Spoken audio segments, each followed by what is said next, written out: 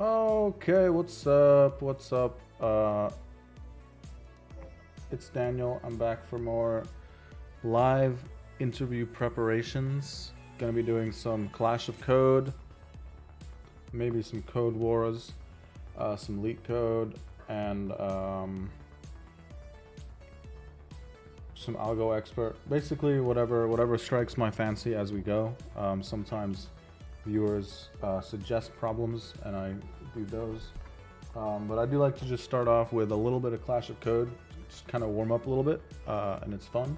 So without further ado, I'm gonna do it. I'm gonna jump right in. Join the Clash. Also, I'm still using. I'm using a slightly different audio setup. So if you notice anything that sounds bad or less than ideal, I would appreciate it if you just flag that in the chat, and I'll take note of it and fix it later, or if it's easy to fix, I can just try to fix it on the fly. Okay, so we're in a lobby. Looks like we're going to be starting pretty soon. We're going to be starting pretty soon here.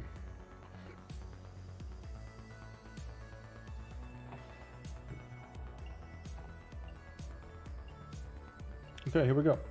Fastest mode, please. Shortest mode. Okay, well, shortest mode is, it's not my favorite mode, but I don't have to stress out quite as much. Okay, so given a string of space-separated numbers, calculate the product. The product of all the sums of the digits. Oh, okay. Yeah, Python's probably going to end up being a good language for this. Probably it can be solved in less characters in Ruby, but let's just do this in Python first. So Python is actually, it's a language that I'm still kind of trying to become less rusty in. So I need to split the strings on spaces. So how do you do that? Python string split. Since this is shortest mode, I can relax a little bit here. String split. Yeah. I mean, okay, so. Okay, yeah. So it's just dot split. Easy enough. So we can do x equals input dot split. And then the next part is to we want to iterate through the can I map? Oh no, I have to.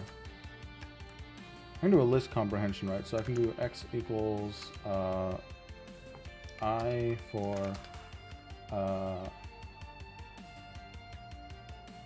input dot split. We want to stir those. We want to convert those to strings. Oh wait, we need to. Oh, they're already going to be strings. What am I talking about? So the next, yeah, we want to do map. So I'm going to just type this out normally-ish, and then I'll try to figure out how to condense it in a bit. So let's just do something like y equals map x, and then is it just like this?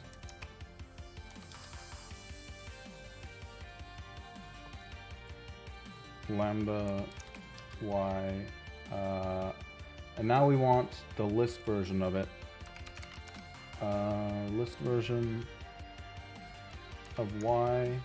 Oh, and then we want to make those numbers and then sum those. So it would be the sum of the list of y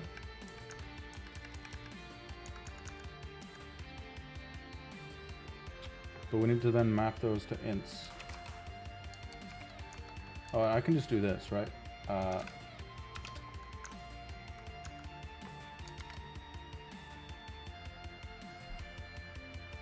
are we doing so far?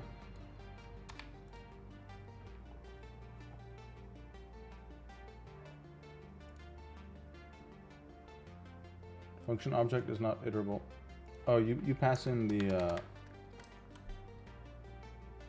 function first and then the iterable. which is this.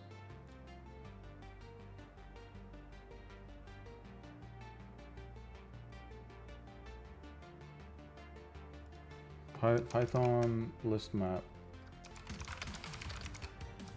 I don't, yeah, you just do,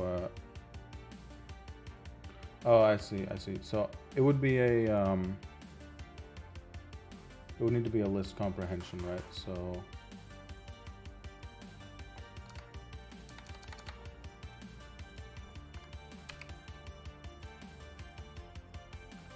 I for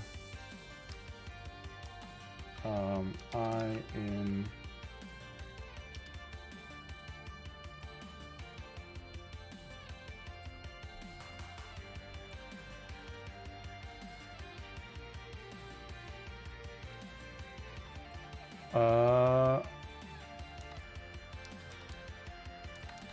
okay, so hold on.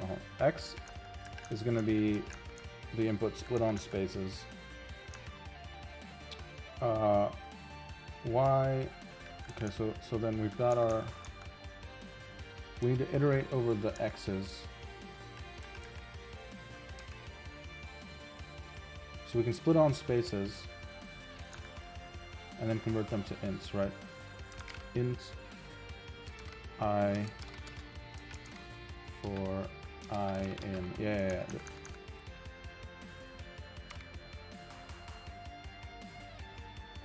No, list.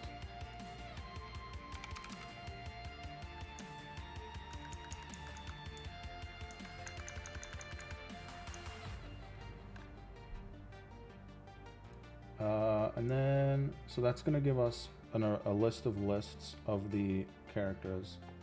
So then we want to sum. Oh, wait, I can do sum of, and then this would be a list comprehension. I guess I'm kind of doing it in shortest mode at the same time. Sum of j for int j for j in. Okay, so now what is x? X should be the sums, and then we just have to find the product of everything. Okay, so we got, okay, so that's right. Now we need to find the product of those.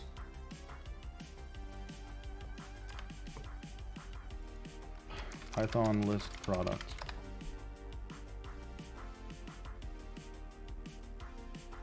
Okay, give me a nice short way. No, not numpy. Yeah, reduce.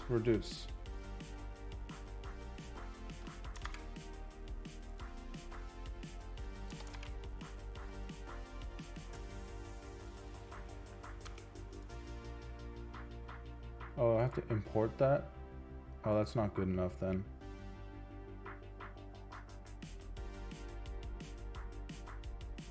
Oh, there's math.prod. We could do that, although I think it's probably going to be too long as well. So math.prod of x.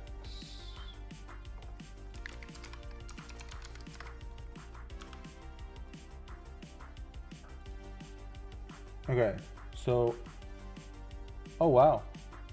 Okay, so we solved the problem. Our code size is 91, so we're actually already winning, although there are people that are still clashing, so someone might be able to do even better. But I think what we can make it a little shorter here. We completely skipped that part and we just put the whole list comprehension here. That still passes, and now we're at 87. What else can we do? Let's see what spaces we can trim here. Is that the only one? No, I can trim that space. So that brings us down to 85. I wish there was a way that I could do the quick multiplication without having to import something.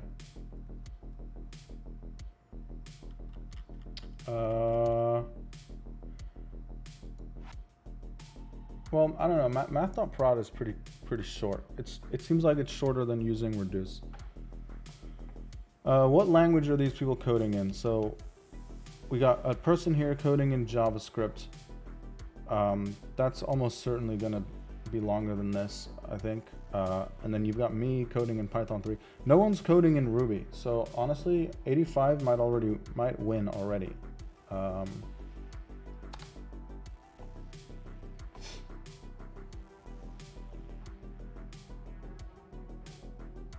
Fuck it, submit. I can share the code. So right now we're in first place.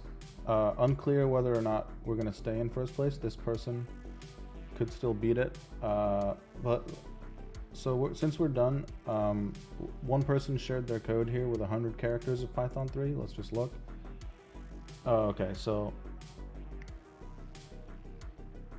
yeah, they didn't. I feel like they could have spent more time condensing it, but maybe they don't care about winning in shortest mode. I wish I didn't either. Shortest mode is kind of silly in my opinion. But yeah, I mean, obviously their code is pretty straightforward. My code is not straightforward, but it's shorter. Okay, so play again. Let's just go into a couple more of these.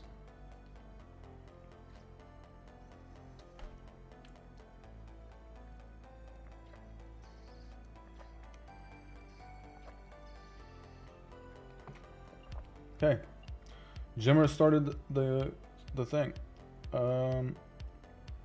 Reverse mode. So 2 2s. Oh, okay. So what language do I want to solve this in? Let's try to do it. So for I in range height.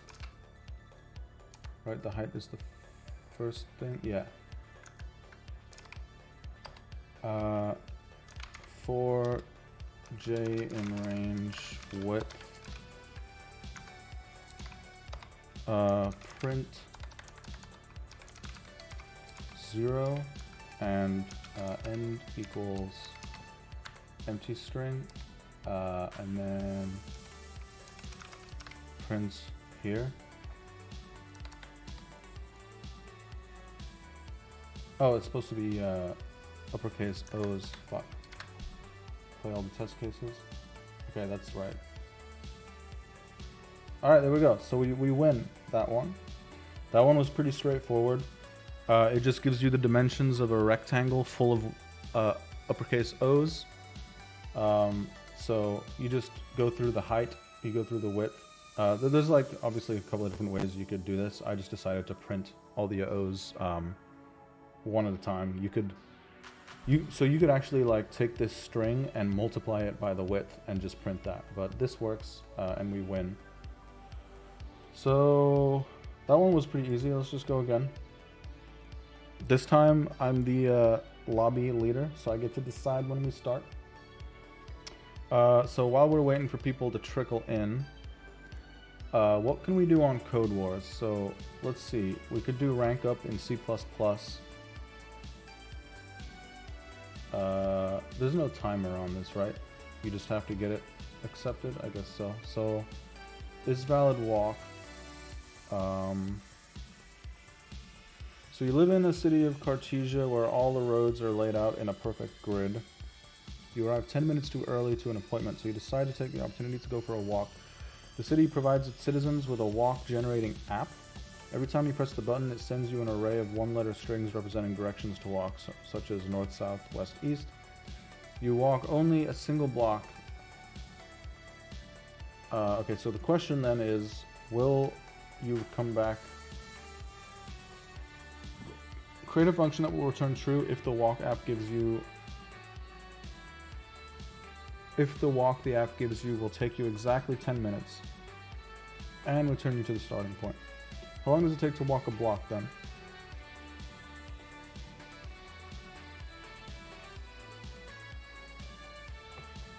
Okay, so first of all, it needs to have size 10. So if walk.size is not equal to 10.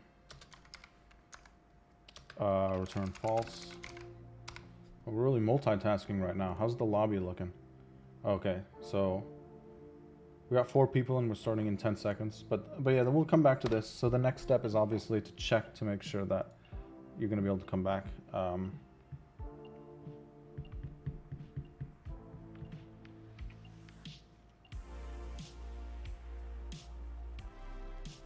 Hello? Where's the clash? Shortest mode? Oh, shortest mode. Okay. So I'll put the signed size of the range n 1000 minus n.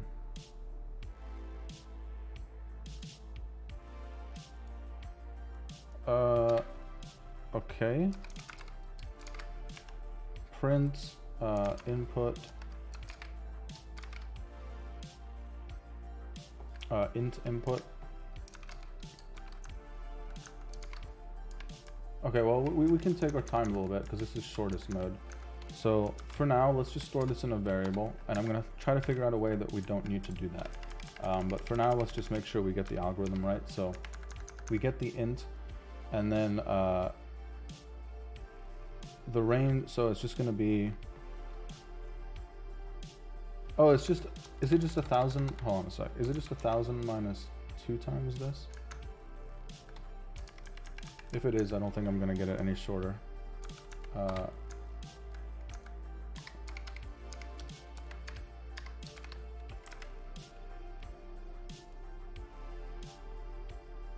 Okay. Let's see. How do you possibly make that shorter? Is it possible? Like, is it shorter than this in Ruby? Probably. But I'm not going to... Okay, okay, I'm just gonna submit because I don't want to tie with someone and then lose. Okay, so currently I win with code size 26. It's possible someone will come through and do that better. But yeah, I mean, that's pretty straightforward. So okay. Now that you know that the walk is exactly 10 blocks long, all you have to do is make sure that when you do the walk, you're going to end up where you started. So there's a couple of ways that come to mind to do this. Way number 1, method 1, is you can actually simulate the walk, right? You can start yourself off at 0, 0. You can just create like variables, x equals 0, y equals 0. And then for north, you simulate going north on the xy. Same for the other directions. And as long as you end up back at 0, 0, then you're good. However, there's an easier way to do it than that, which is, let's say that you move north 5 times total. It doesn't have to be in a row, right? Anywhere in the 10, let's say 3 times. You move north 3 times, anywhere in the walk. In order to get back to the initial position, you then need to walk south that same number of times. So really all this comes down to is that the number of norths needs to equal the number of souths, and the number of wests needs to equal the number of easts. And as long as you have that, you're good. So what we can do is, we could just have 4 variables for north count, south count. That's probably the easy way. So number of north equals 0.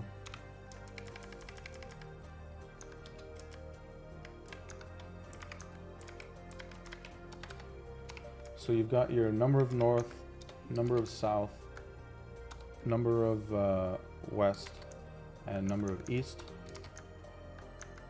So then you just go through for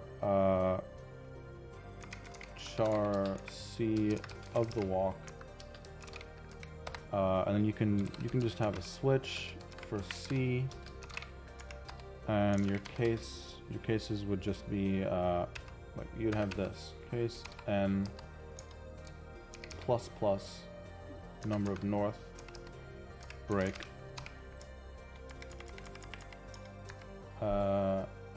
Why is it indenting it weird? So we can just copy this for all the cases. So north, south increases your number of south, west increases your number of west, and east increases your number of east. So it's always a valid array, which means that the last case just becomes default. And then after you finish that, return nn equals ns, and the number of west equals the number of east. Test. Okay, so we passed that test. Okay, so submit. This should be right.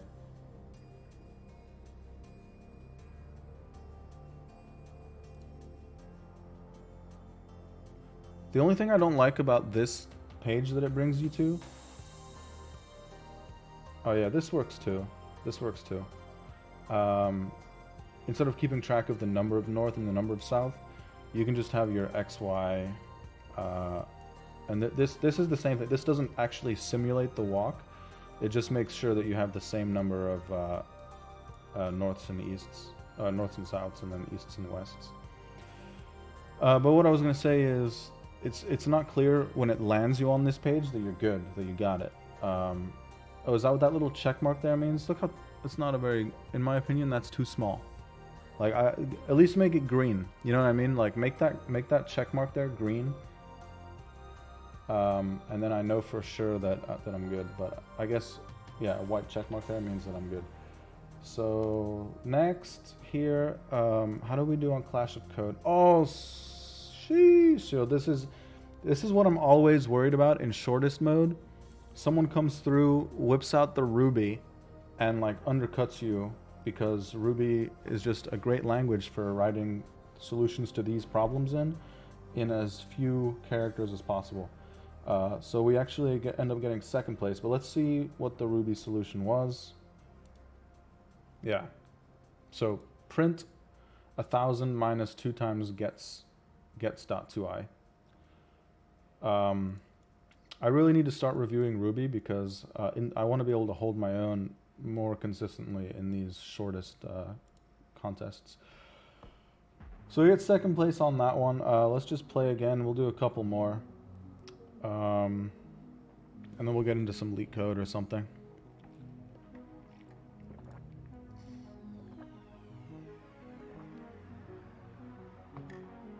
Okay. So the next thing recommended by Codewars is create a function that returns the sum of the 2 lowest positive numbers given an array of minimum 4 positive integers.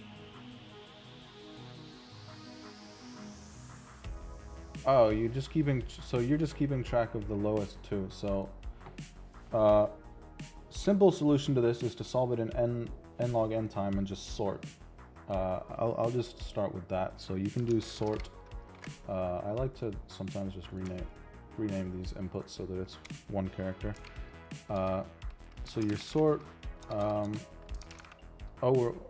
Clash of Code is starting, so let's focus on that.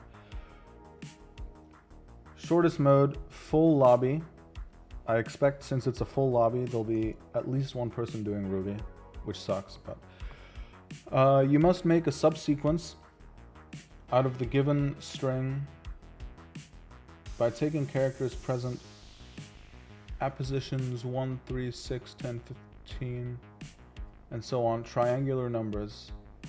A triangular number or triangle number counts objects arranged in an equilateral triangle obtained by continued summation of the natural numbers. So, oh, I see. So it's 1, then 1 plus 2, then that plus 3. And then that, yeah, okay. Okay, so then the input is the string, output is the subsequence. So they want us to take the first, okay, I see. So it seems like one way Oh, we could just do it in a loop. So let's do it this way. Let's go with Python. It's probably shorter in Ruby, but I'm better at Python. So we can print. Oh, we already have a print statement. We'll just move that up. So we're going to print empty string.join. And now we're going to generate the subsequence. So list comprehension, and then it's going to be string of x for x in, and we need to filter now, right? We need to filter these. Hold on, let me get the algorithm right first. So we're gonna have like our answer is gonna be empty string for I in range 1 to 30. So this is gonna be the triangle numbers. That's what this is. So num, we'll have num start off at 0, then n plus equals I. So that's going to give us the triangle numbers. So right here, n is the triangle number. Then indices start at 1. So okay, so we got a JavaScript solution in 75. Like, I'm already more than that, but I want to just figure this out first and then try to condense it. So if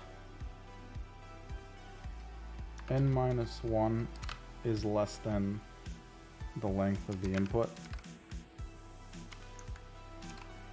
then a plus equals s sub n minus 1, and then we print a. Okay, so this is 96 lines, is it right? Yeah. So this solves the problem, but how can we tighten this up? Well, first of all, there's just, okay, stuff like this, right? I can just remove that space.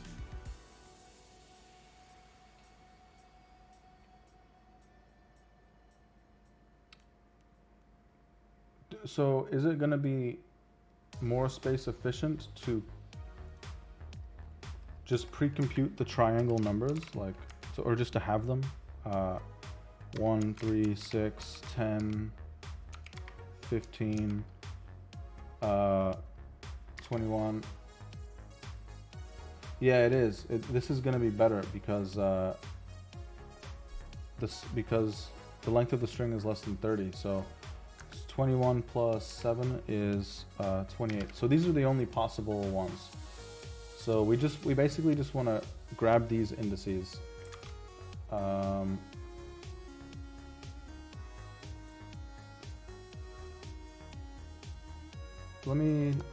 Let's think about this. So we want to do like a list comprehension x for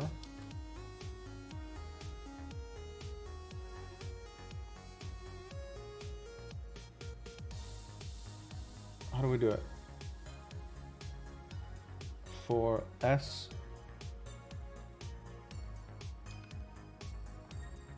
of I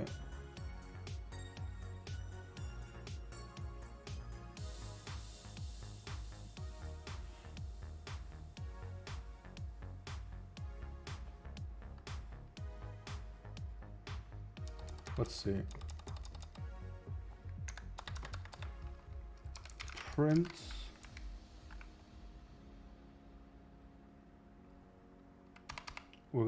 it's gonna be this. We're gonna have to join a list comprehension. So now this is gonna be the elements that we want. So x for x in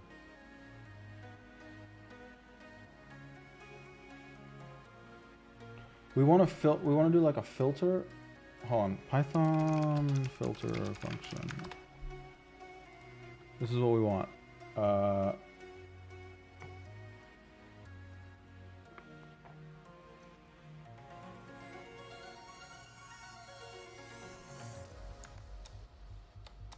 So filter, wait, we don't have to import filter, right? No, we don't. Filter, and it's going to be a lambda.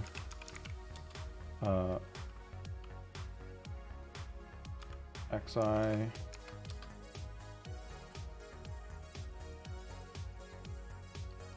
don't know.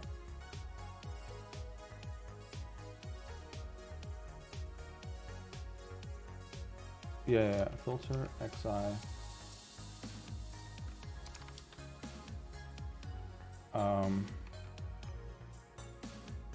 I in this.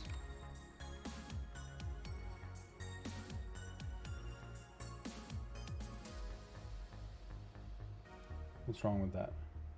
Oh, and then we have to pass in input. We have to pass in list of input.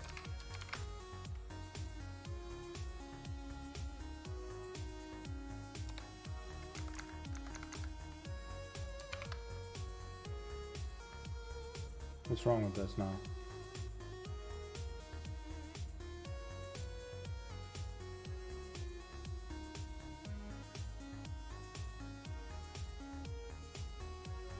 How do you do a lambda with multiple parameters?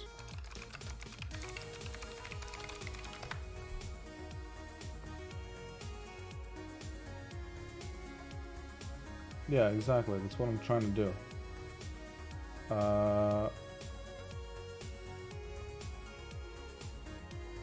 And the filter function takes the function first, and then the numbers. Yeah, so that's right.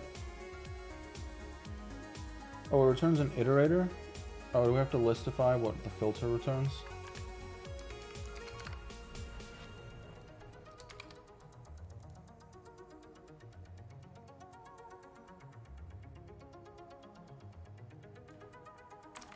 How much time do I have? 6 minutes?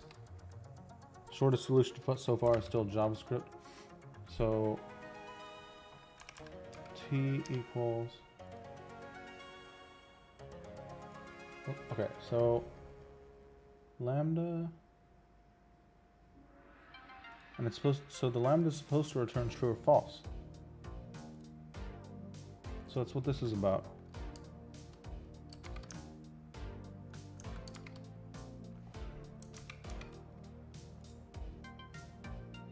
Oh, also these all need to be down by 1. So this needs to be 2, 5, 9, 14, 20, 27. Those are the indices.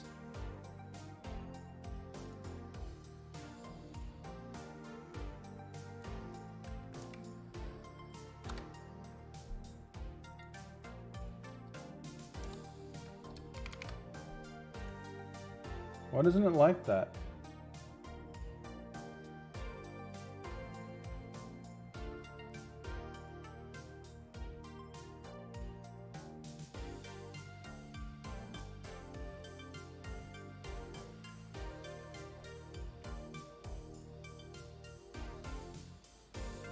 Python, wait, you can filter with a Python filter lambda. That should work, right?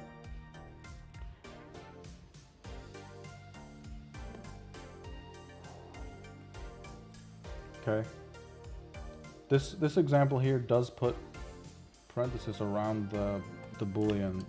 So is that what it wants?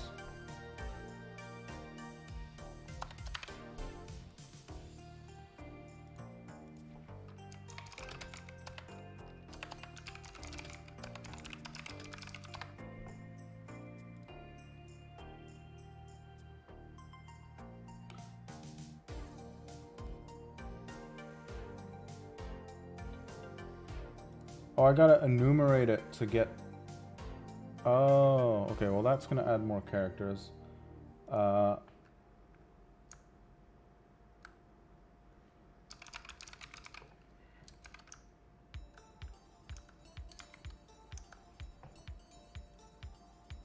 It still doesn't like that.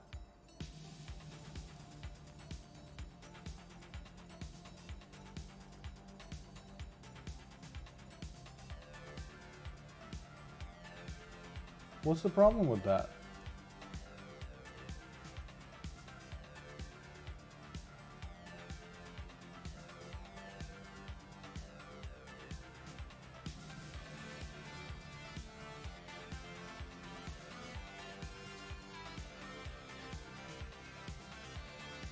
Oh wait, I know what it is. So I sub 0.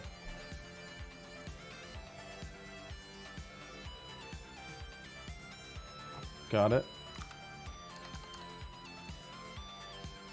Can I join can I join that?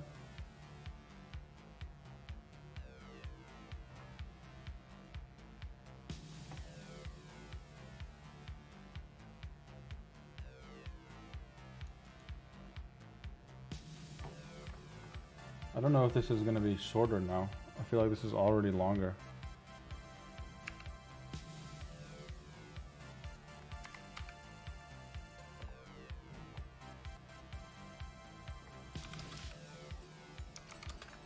X sub 1 for X in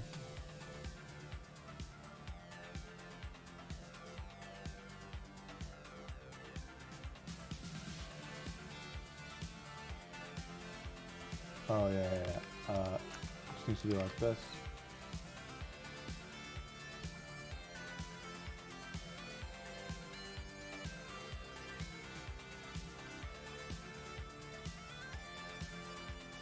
Is that good? So how many lines was what we had before?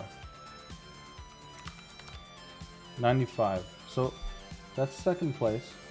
What if we were to do this? 104. Does this work though? Yeah. So that works. I'm kind of proud of that, but it's not short enough. That's the problem. Anyway, okay, we can try to trim characters. So what I could probably do.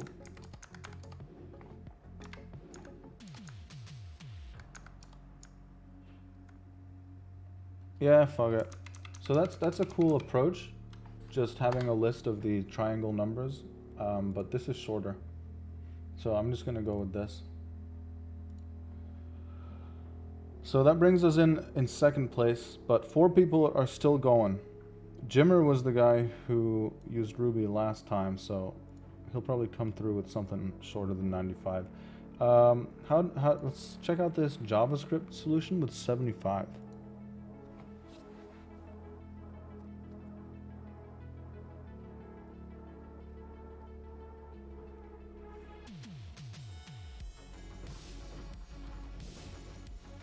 I see. That's cool. Oh, you can print? I thought you had to console.log. Anyway, I think that we're probably gonna get beaten out by someone who's writing like Ruby or something. Okay, so this is always a very bad thing to have happen. I've had this happen. This person has a shorter solution than me, 93, but he didn't get all the test cases. But anyway, so I think that's probably all the Clash of Code I'm gonna do. So there's how I'm doing Clash of Code wise. Rank 12,800.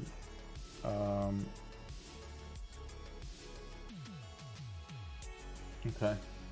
These are not bad results for today. We got 1 out of 4, 1 out of 5, 2 out of 4, 2 out of 8. So we'll take those results for the day. Let me go back to this now. So sum of the two smallest numbers. So one way to do it, I'm going to code this 2 separate ways. first way, which is not as good time-wise, is you can sort first, and then you can just return a sub 0, whoops, a sub 0 plus a sub 1. Do they guarantee that you're going to have at least 2 in the input? It doesn't say that, but what are you supposed to do? Oh, you know what you're supposed to do? You're just supposed to do whatever you can. So first of all, if a.size equals, or if it's 0, return 0. So if they don't give you any numbers, then the sum of the two smallest numbers is 0. And then what you can do is, you can, it's fine to sort at that point. Then if a.size equals 1, you can return a sub 0. Otherwise you return, otherwise the size has to be at least 2, and then we do that. So test. So I'm pretty sure this is good. I'll just submit it to get that feedback. But then I'll make it a little bit better.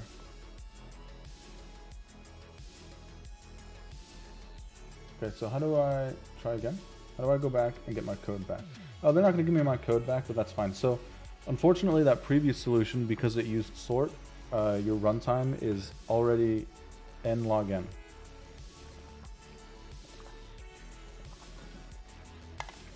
But you can solve this in linear time. So let's check those cases again. You probably don't need to, but just for completeness. So if the size is 0, return 0. If the size is 1, return a sub 0. In situations like this where I'm like grabbing the size multiple times, I usually just like to put that in a variable. So then here we can do if n is 0 and if n is 1, right? Good.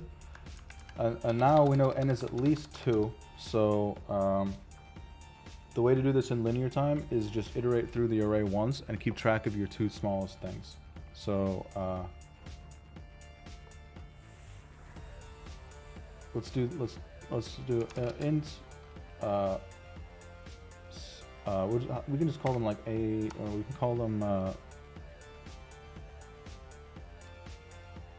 r and t. Why not? R equals a sub 0. Int t equals a sub 1. We want r to be the smallest of the two. So if r is greater than t, we can swap them. So swap, I think you do it like this in C++. I think swap requires you to pass memory addresses, which is what that would be doing. And now for int I equals 2, because we're starting at the third element, I is less than n plus plus I. Now we just have to keep these updated.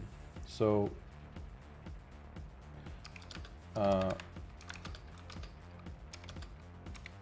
we get the current element. If x is less than r,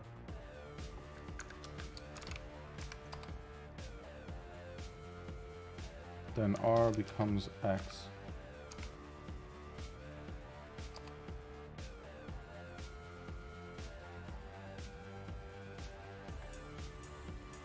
Now, if r is less than t now, then we swap.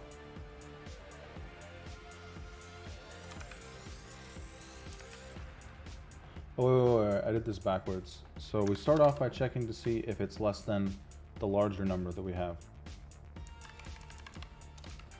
And now, if t is less than r, swap. And then return r plus t.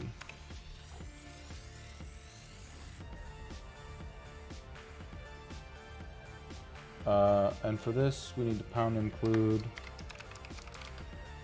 I want to say swap you can get out of algorithm. I'm not 100% sure. Apparently no is the answer to that. So C++ swap. Where's it at?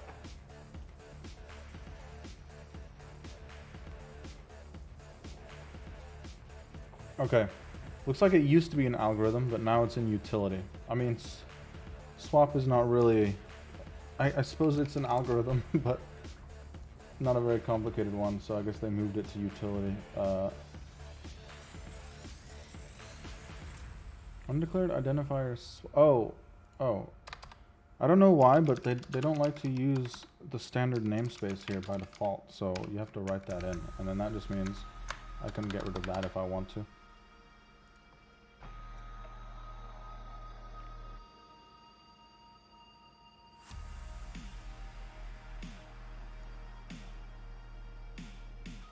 Oh, swap takes references. Swap is smart. Swap, you just do swap RT and you're good. Okay, how are we doing now? Okay. So I actually think algorithm probably would have actually worked here.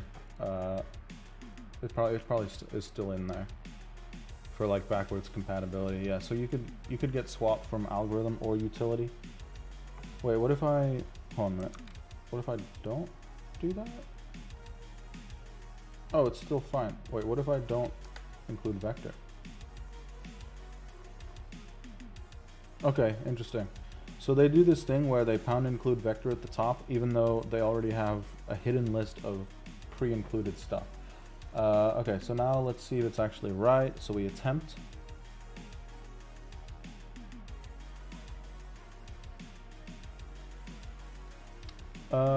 What happened here? Oh, wait. These need to be longs. Because it looks like they have the definition of the function returning a long, which means those test cases, such as the one that we failed on, I believe, where the sum of the two numbers exceeds the range of an integer. So what about now? Okay, so those passed. Okay, so that's that one. Now, if we look at the sample solutions, the first one uses sort. And then we look at this one. This right here is the linear time solution that I pointed out. Okay, so this is interesting. Nth element.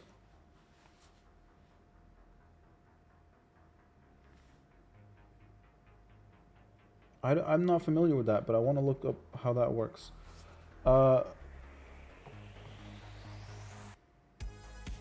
Okay, there's a lot of fancy solutions. So someone else uses partial sort copy. Numbers begin, numbers end, lowest begin, lowest end. That's cool. So I guess that like it's kind of doing a partial sort, but I would assume because you only need the lowest two, partial sort copy is probably still running in linear time. Let's look both of those up because I'm fascinated. So C++ end element.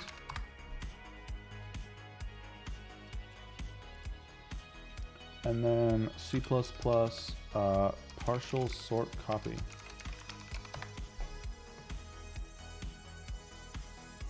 Also, I hate that there's like two C++ references that are probably just about equal in quality, but depending on the exact search, you get one ranked at the top rather than the other. I am used to using cplus.com as opposst to cpp reference, So I kind of wish that I could probably configure Google to do it for me, you know, with like my search settings, but I would rather just get C++ as the search result all the time. So nth element, let's take a look here. Sort elements in range. Rearranges the elements in the range first last in such a way that the elements at the nth position is the element that would be in that position in a sorted sequence. The other elements are left without any specific order except that none of the elements preceding nth are greater than it. And not, oh, smart, okay. So you can I feel like you can use this for, there's a sort algorithm that does something like this. I think it's quicksort, where you basically choose an element in the middle to be in the right place, and then you take all the elements higher than it, and you put them on the right, and you take all the elements less than, and you put them on the left. And so nth element kind of does that. You basically give it the nth position that you want. You give it to it as a iterator.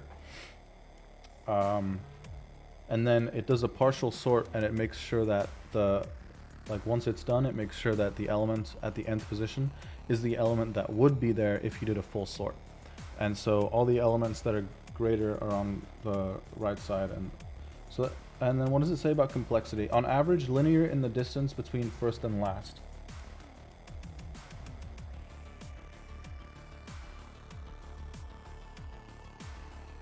Cool. So yeah, they say that the nth is just position 2. Yeah, okay. I'll have to keep that in mind. That seems like it could be useful in the future. What about partial sort copy?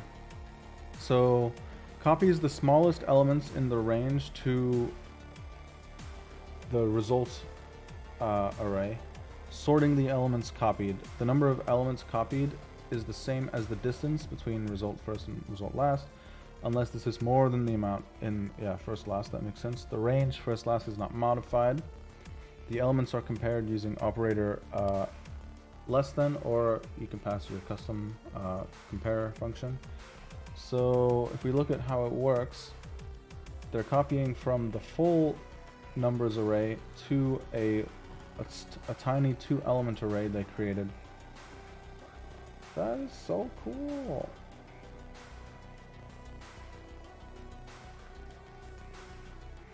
All right. So, like, a lot of these solutions obviously all end up kind of producing the same result. The sort solution is the worst one here because it does give you n log n runtime, which for this problem works. For some problems that might be too slow. But then these other solutions, this one, which is the one I implemented, is linear. And then there's some cool C++ standard library like algorithm functions that you can throw in, and it'll do the exact same thing, but without you having to write a bunch of code. So you got your nth element and your partial sort copy. So that's dope. Okay, so I think that's probably it for Codewars. So let's move on to some LeetCode.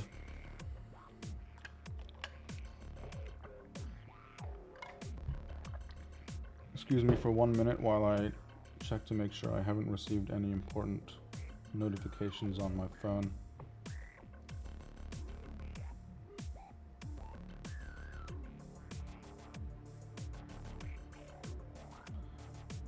Looks fine. Okay, so I've been going through, let me just pull it up. I've been going through LeetCode's dynamic programming study plan. So if we go to problems on LeetCode, over here, there's the dynamic programming study plan. There's 4 levels. I'm still in level 1, and you can see here that I've already done a bunch of them. So I'm all the way at day 8 now. So on day 8, you're supposed to solve best time to buy and sell stock with cooldown and best time to buy and sell stock with transaction fee. So I want to look at those today. Not entirely sure if I'll get it, but I'm gonna try. So let's start with LeetCode 309, best time to buy and sell stock with a cooldown. You were given an array prices where prices of I is the price of the stock on the ith day. So that's the same as the other best time to buy and sell stock problems that we did. Then find the maximum profit you can achieve, right? You may complete as many transactions as you like. For example, buy one and sell one share of stock multiple times with the following restrictions. After you sell your stock, you cannot buy stock on the next day. Okay, you may not engage in multiple transactions simultaneously. Right, okay, so you can be holding, but you cannot buy again while you're holding. But yeah, on each day, you just buy one. You only buy one share of the stock. And the cooldown is after you sell.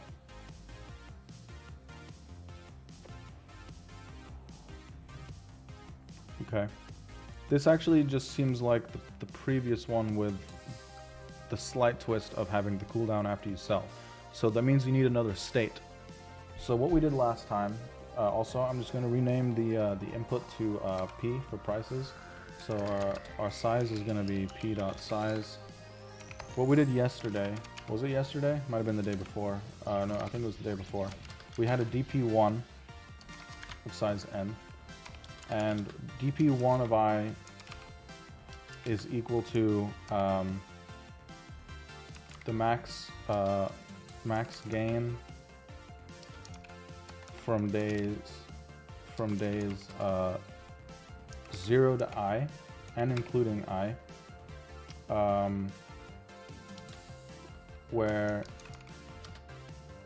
you buy on day I. So that was our dp1, and then we also had a dp2,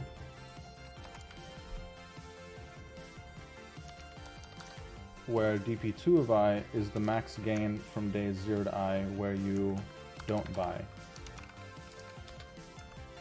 And then formulating the DPs that way made the previous problem fairly straightforward to solve.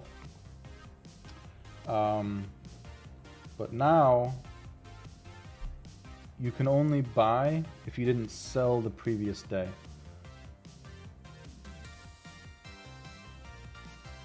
So what I'm wondering is,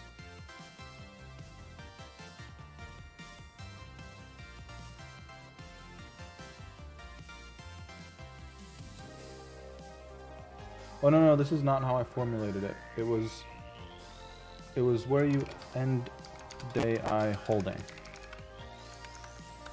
a stock, where you end day I not holding the stock. And so this worked well for the previous problem, because if you're holding on one day, then the next day you can either keep holding or you can come from not holding and buy. But now there's the cooldown aspect.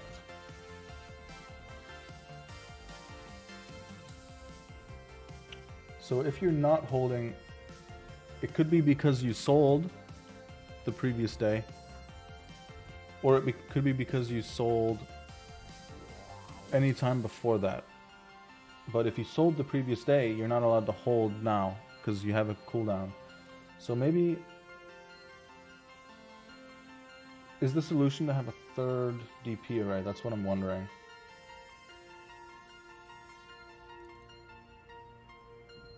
Where you end day I on cooldown?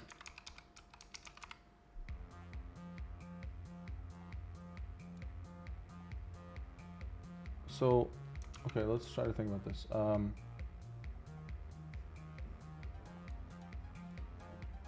Not holding and not on cooldown.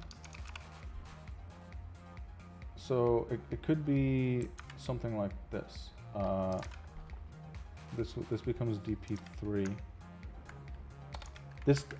Yeah, the thing about this is, I've got a feeling that this might work, but is this like the most straightforward way to do it? I'm not sure. So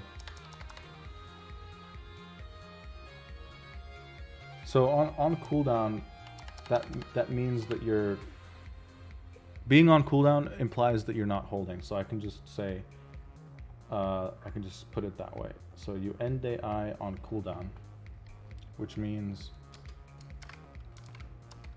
sold previous day. But then you can also end day I not holding and not on cooldown. This might work. Let's go with this for now. So we need base cases.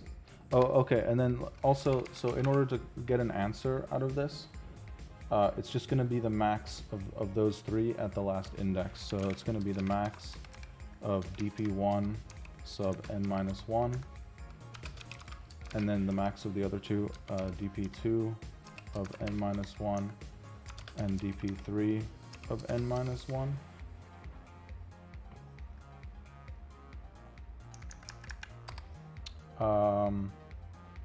So what are our base cases? So dp1 of 0, max gain from the days where you end it holding. So if you end day 0 holding, then you purchased. So you're going to be negative p sub 0 because you spent that amount. You paid the price of the stock on the first day. dp2 of 0 on cooldown. You cannot end the first day on cooldown. So I think for that we have to make it infinity, because we're going to be negative infinity. The reason is because we're trying to minimize.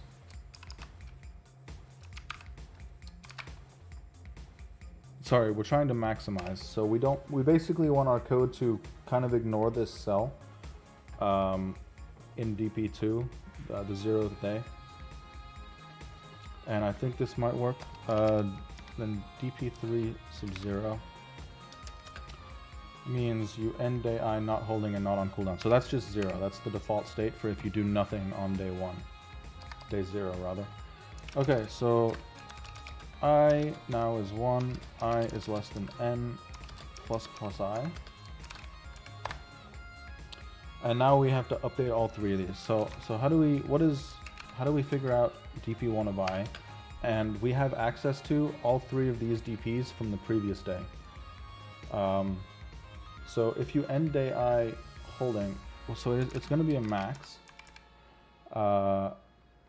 You could have been holding the previous day, and you just keep holding, right? So dp1 of I minus 1, and then that's it. You could just keep holding because you're already holding.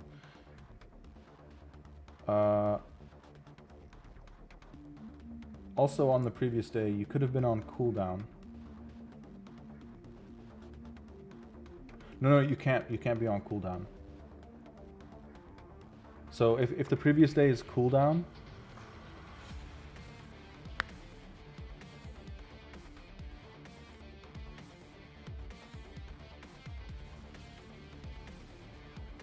wait, no, I think that is right.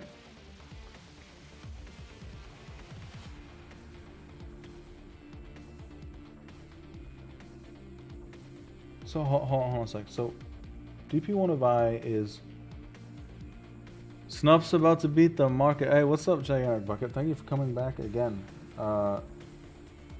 I'm happy that you're entertained enough by the stream that you keep hopping back in. So welcome back again.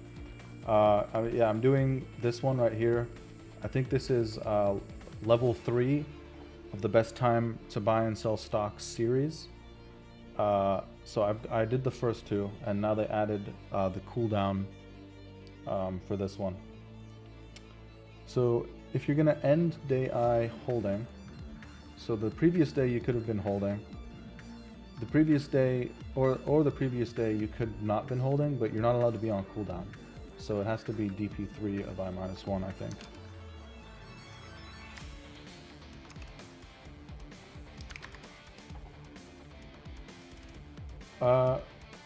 Not holding, but then because you're holding now, that means that you spent money.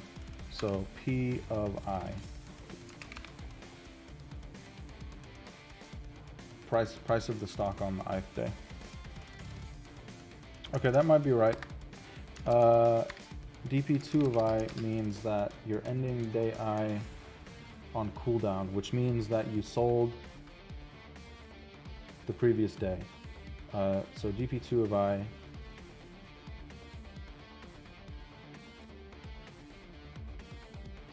oh, okay, so if you're ending it on cooldown, that means that you were holding the previous day.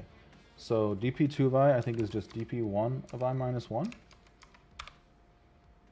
That just, yeah, I think that's right. It just carries over.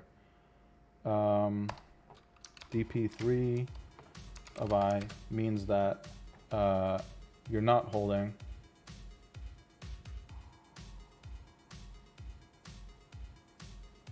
Wait a minute.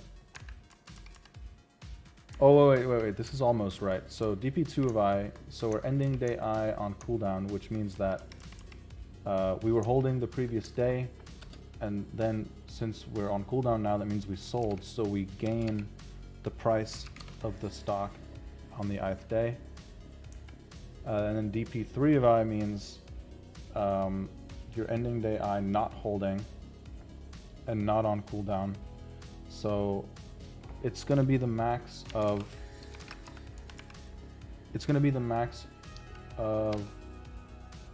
the previous day being the exact same state. So the previous day you could have been holding. So the previous day, if you were not holding on not on cooldown, you can end the current day also not holding and not on cooldown. But you could have been on cooldown the previous day too. So that's where the dp 2 of I minus 1 comes in. That might be right. Let's run it. Okay, accepted for test case 1. Accepted for test case 2. So we're accepted for the examples, but we know from experience that the examples usually are quite limited in what they check. Okay, so let's just make something up.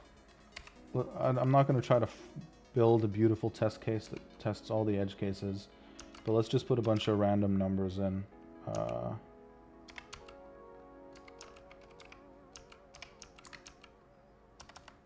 And see if we get accepted.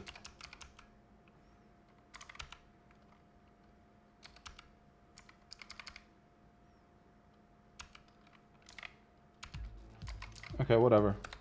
Let's just see if we get right for whatever that is.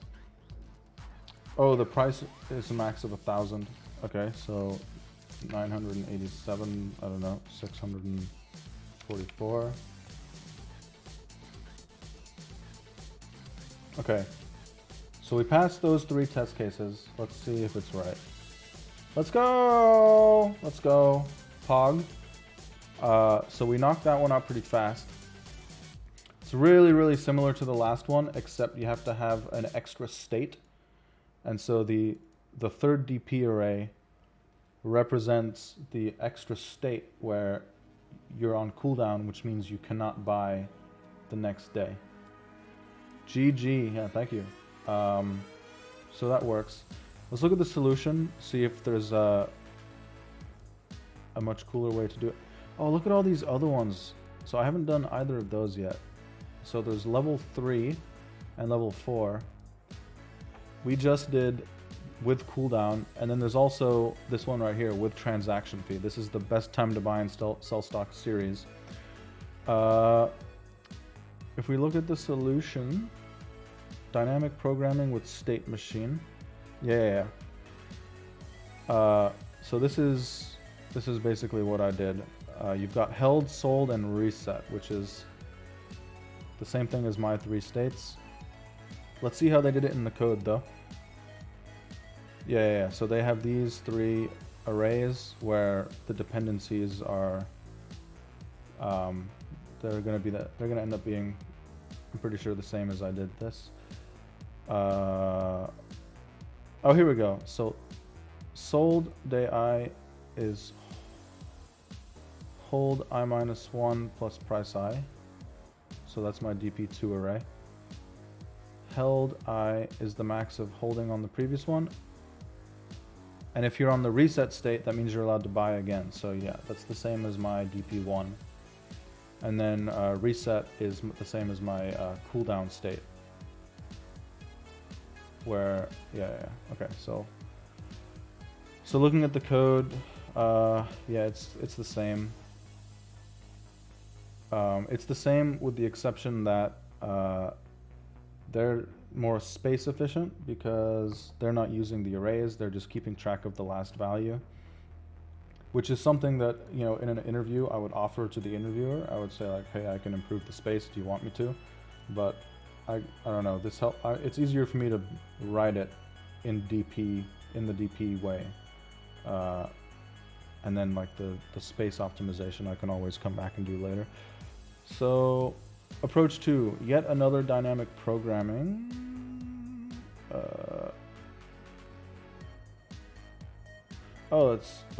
It's n squared. Wait, okay, so let's see what it is.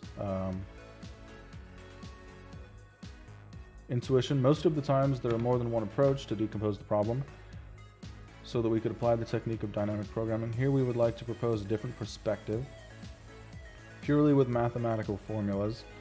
Again, this would be a journey loaded with mathematical notations, which might be complicated, but it showcases how the mathematics could help one with the dynamic programming. Pun intended. Good one, good one. Man, this already looks complicated. Let's look at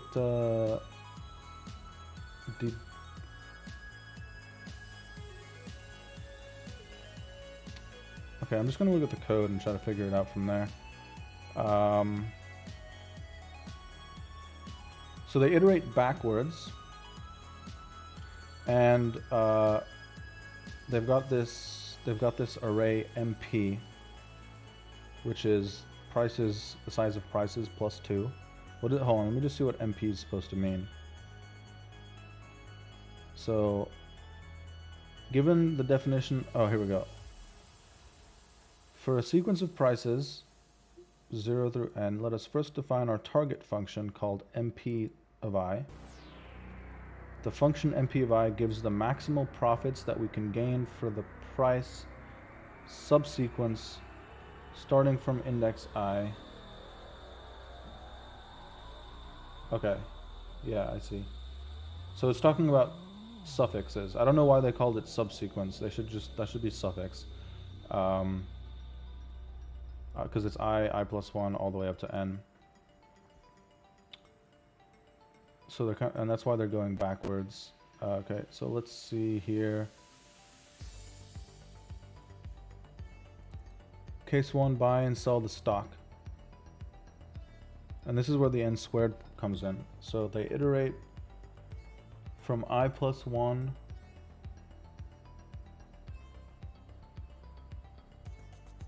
to the end, and they calculate the profits. And then they yeah, okay. I mean, yeah, I feel like that's fairly straightforward. You just have your inner array where you're iterating backwards, and then for each index you start at I and you go to the end, and you're calculating your max profit. And then you have to do the sell plus 2, I think, because you're skipping the cooldown, probably. So anyway, n squared. Yeah, okay, cool. So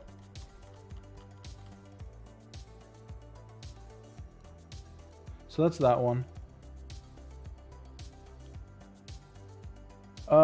Yeah, I mean, you probably know better than me, but here, let me show you what they said. For a sequence of prices denoted as price 0, 1 through n, let us define our target function called MP. The function MP of I gives the maximal profit that we can gain for the price subsequence starting from index I. So price I. Oh, wait. It's oh, okay, I think I get it. So this right here, this price I through n, that's a suffix. But I guess the subsequence they're talking about is that you're only taking some of them, right? That seems more reasonable. Okay, anyway. Bloop, close that one. Up next, we have best time to buy and sell stock with transaction fee. So you're given an array prices where prices to buy is the price of the stock on the ith day. So that's the same as all the previous ones. But then they also give you an integer fee representing a transaction fee. Find the maximum profit you can achieve. You may complete as many transactions as you like, but you need to pay the transaction fee for each transaction. Note, you may not engage in multiple transactions simultaneously, so you must sell the stock before you buy again. But can you buy as many as you want? Find the maximum profit you can achieve. You make... I think it's still just buying one and selling one at a time, right? You can't like buy 30.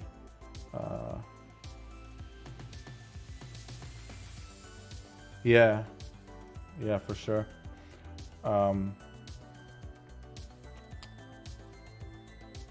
So the maximum profit can be achieved by buying price 0, selling. Oh, you pay the fee each time you do a transaction, whether or not it's buy or sell. Okay, yeah, that makes sense. So, okay. This doesn't seem significantly more complicated.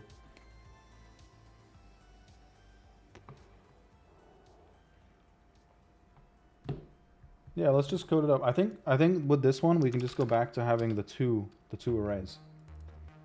We'll rename prices to P and fee to F. Not a good thing to do in an interview, but I like to do it so that I can code a little bit faster while I'm practicing. So we got our size, then we're gonna have our two vectors again, which represent ending the day I holding or ending it not holding. So, and there's no cooldown now, so we don't have to worry about that. So we just have dp1 of size n, where dp of I is max gain for days 0 to I, and ending day I holding, and then we'll have dp2, which is the same but ending day I not holding.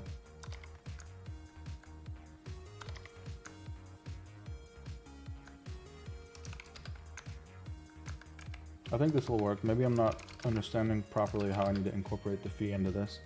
We need some base cases. So dp1 of 0 means you end day 1 holding. So as before, that's just negative the price of the first day. And if you end day 1 not holding, then you haven't spent any money, so you're at 0. So then I equals 1, I is less than n plus I.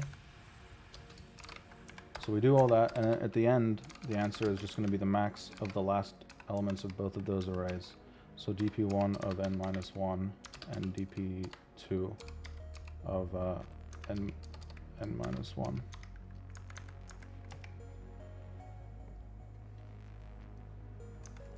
For what it's worth, if I ever unlock affiliate perks on this account, I'll VIP you for your consistency being here in the early days. Not entirely sure if that's going to happen, but that's the dream. That would be nice. Is C++ your primary language? I've seen you use different stuff, so just wondering. For a lot of these coding challenges on LeetCode and otherwise, I like to use C++ just because it's this. So as far as like the algorithms and data structures portion of the standard library, it's the one I'm most familiar with. Like I know like Python and Java offer a lot of stuff as well as far as like built-in data structures and algorithms, but C++ is just the one that I kind of know the best. But as far as primary language goes, I would actually say it's JavaScript, because when I'm not doing technical coding challenges that require algorithms and data structures, I'm doing web development, so I'm usually using JavaScript combined with React.js. How about you? What's your primary language for you know, for technical coding challenges, but then also otherwise if it's different. So dp1 of I, so we're ending day I holding. So that means we weren't holding the previous day. So that means we're buying. Yeah. So no, it's not. So it either means the previous day we weren't holding and we buy and pay the fee, or the previous day we were holding and we won't do anything. So it's just it's just holding the previous day, the max of that, or if we were not holding the previous day, then that means we bought. So we pay the price at I, and we also have to pay the fee.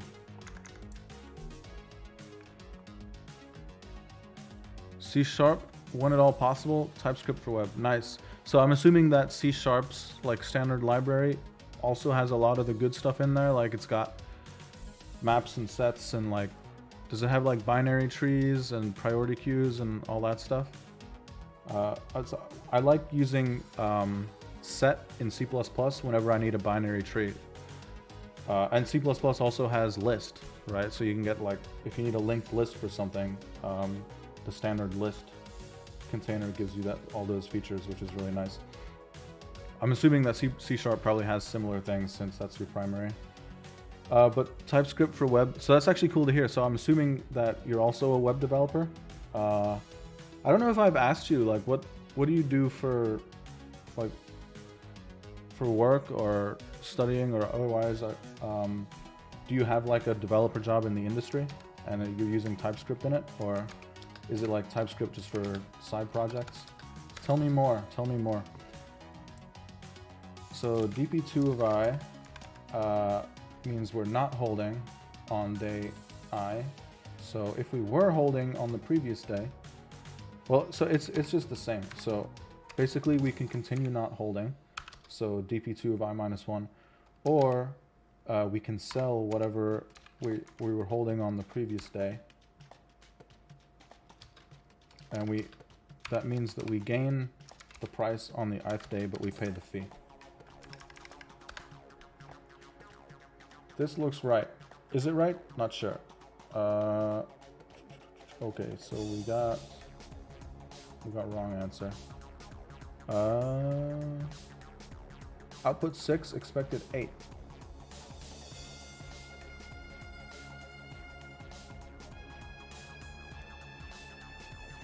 So let me double check this. dp1, ending the day holding, dp2 not holding. If we end, duh. So if we're ending the first day holding, we also have to pay the fee. So I just needed a minus fee there, I think.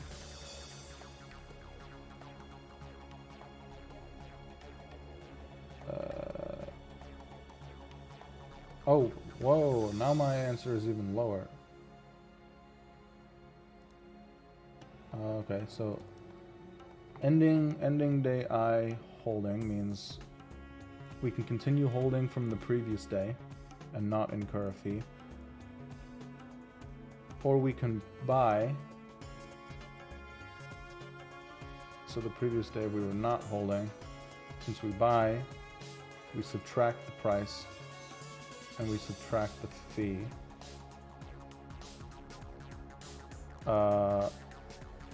Okay, and then if we end the day not holding, we can continue not holding from the previous day. Or we were holding the previous day, we gain the price, and we subtract the fee. Okay. So that's clearly just not working. Let's use the debugger. Bloop. Debug.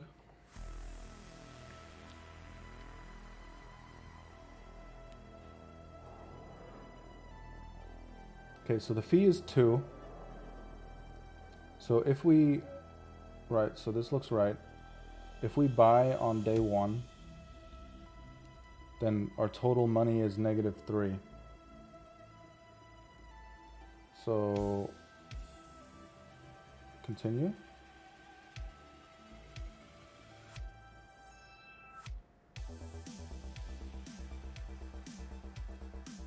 Okay, then it looks like it decided to keep holding.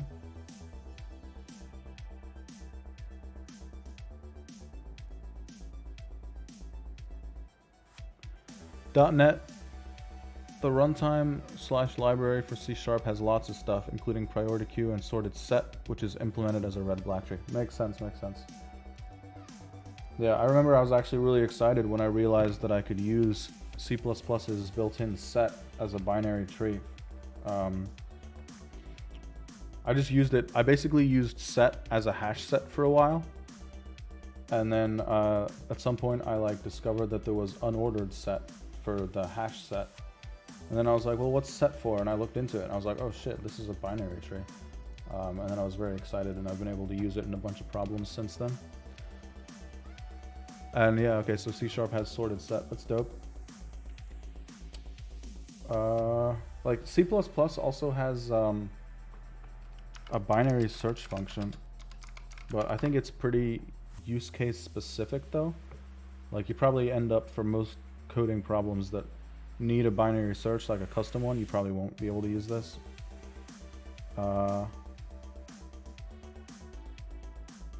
Yeah, because sometimes for binary search, you end up searching over a range and not over an actual container that you already have. You might need to binary search from 0 to 1,000,000, and then it wouldn't make sense to instantiate an array with all 1,000,000 things in it. But yeah, if you're binary searching over a container, there's the built-in binary search function with a custom compare if you need it. So that's nice. I've mostly worked on dev tools for .NET/C#, currently on a bit of a break making stuff for fun. I feel you. I feel you. Yeah, making stuff for fun. I have these, I have bursts of energy for making stuff for fun, side projects. And I'll do it for a month or two and then it'll go away. And I'll probably get sucked into a video game or something instead. So I'm trying to figure out, is my approach just plain wrong, or do I have did I mistype something in here? That's what I'm not sure about right now.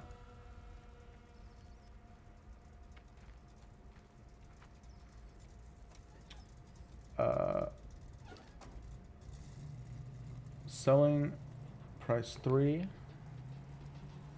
So then you get 8 minus 1 minus... Oh, wait. You only pay the fee when you sell, according to this example. Is that what I'm doing wrong? The description of the problem kind of made me think that you also have to pay a fee when you buy. You were given... For the maximum I guess maybe they're using the term transaction to include buying and selling, even though you can do it on separate days. Find the maximum profit you can achieve. You may complete as many transactions as you like.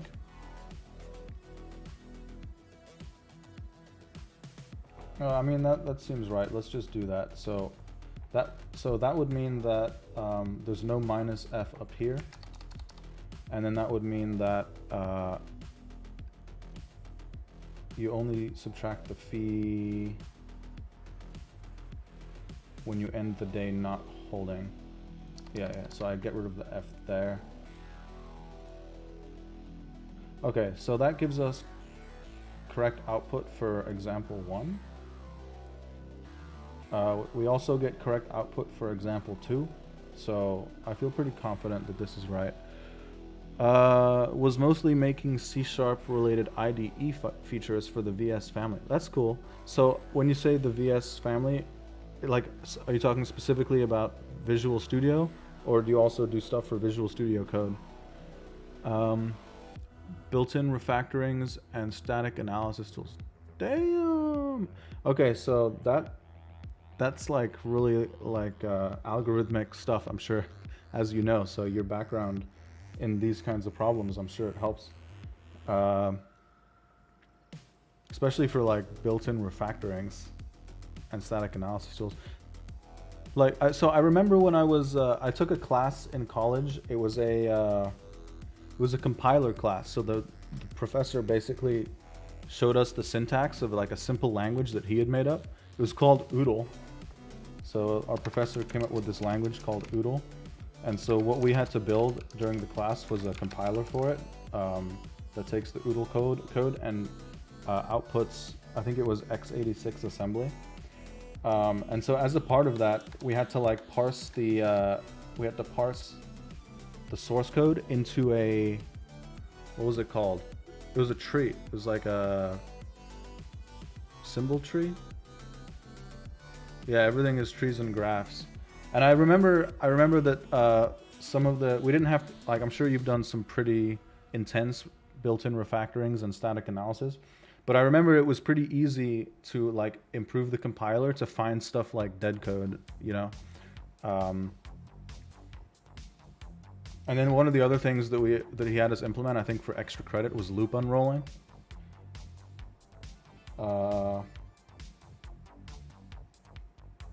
Oh yeah, and then I remember I got the top score in the class, which I was really proud of, and it was because the super duper extra credit for the project was to be able to compile multi-dimensional arrays down to x86 assembly. So I think like once I finished my project, you could actually write in OODLE, you could use like 3-dimensional, 4-dimensional arrays, and like all of that would compile and work. Syntax trees, semantic models, flow graphs. That makes sense. That's really cool. So since you do all of that for C#, you're probably like a C# master. you like know what the C# syntax tree looks like, what all that stuff does. I'm gonna submit this. I feel good about this. Okay, so that's right. POG. We got another dynamic programming one knocked out. Linear runtime. Yeah, and so after we finished writing the compiler, we had to write a compiler manual. That was like the very last thing in the class, was like a little bit of technical writing, describing like, you know, the capabilities of your compiler and what was supported. And I kept that. So in my bedroom, somewhere in like a box somewhere, I have a book. Well, it's not really a book, but like a sort of like maybe like a 20-page manual on all the things that you could do with my OODLE compiler. And I kept that just as like a souvenir of the class. All right, so buy and sell stock with transaction fee is done.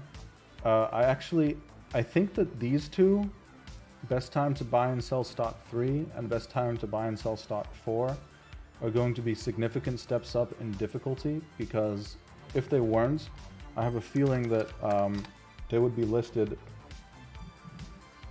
in the LeetCode dynamic programming study plan, like coming up soon, but they're not coming up soon.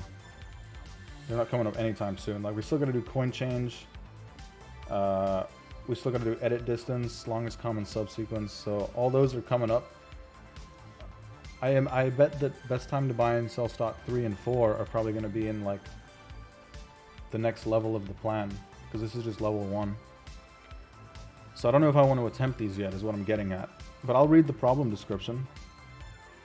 So the C# compiler was rewritten from scratch a decade ago. That's recent. Re-architected to provide a direct API to the syntax, symbols, flows, etc., both reading and modifying. Oh, that's dope. So I'm assuming that the reason they did that was so that people like you could come through and write custom integrations and refactorings and stuff. But like, you do that for work though, or you just do that for fun? Do you like make extensions for VS Code or Visual Studio and like upload them for people to use?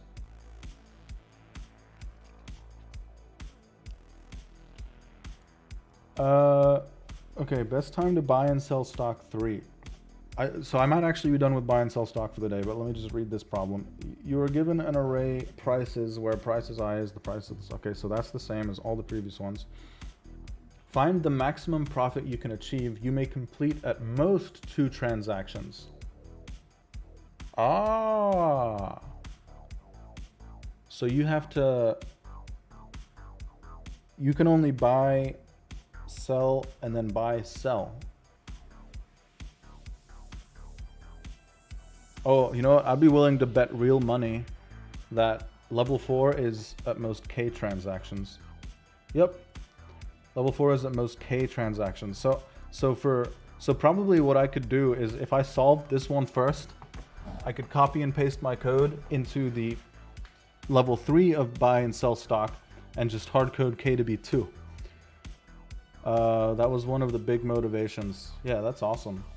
10 years ago is recent. I didn't realize that they had rewritten it that recently. That must have been a massive undertaking for the company. Have you considered, given your like knowledge and expertise of C#, have you considered like trying to get a job at Microsoft? Like they could probably use your background, honestly.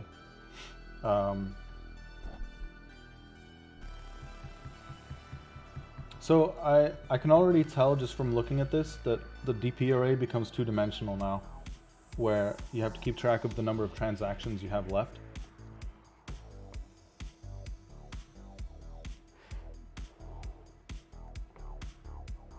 Was on the team at Microsoft that built the IDE integration part of that project, rebuilding the previous features and adding new stuff. Damn, dude, you're directly involved. That's cool. That's really cool. I'm sure that there's a lot of developers out there that are continuing to benefit from the work that you did while you worked there.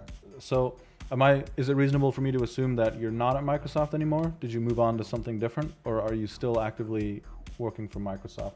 Also, feel free to not answer if I don't want you to think that any of these questions are too personal or anything. I totally get that. There's plenty of stuff that I wouldn't share either, you know. I'm just curious if you're willing to share that. So n is going to be p.size again, obviously. And then we're going to have something like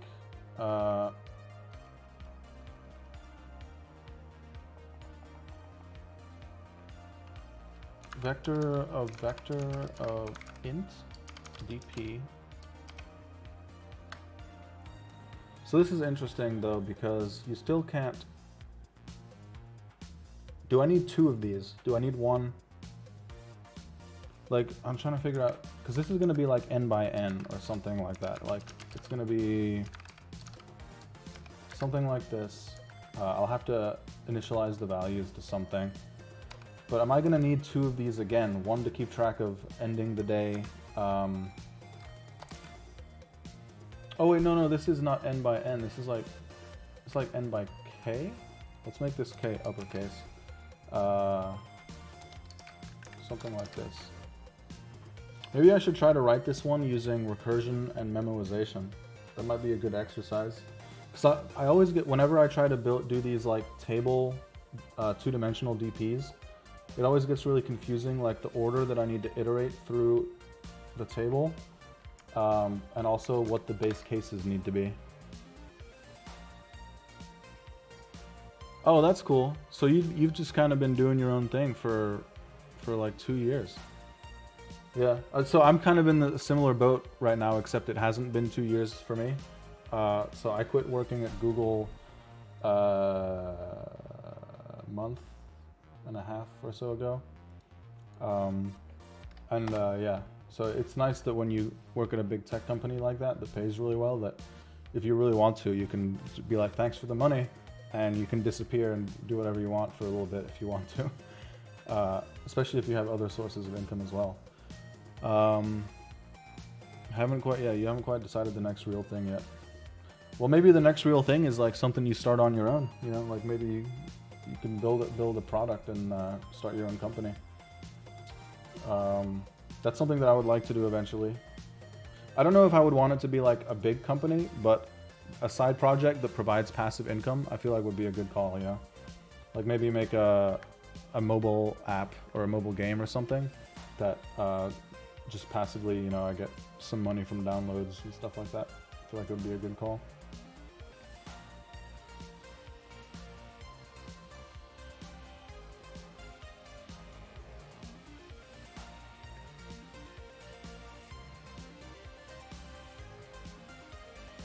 Maybe I try to write this one in Python.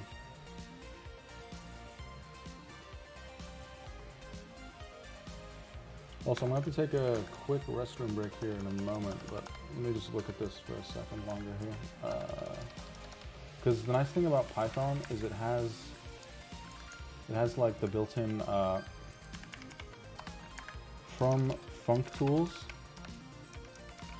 import cache,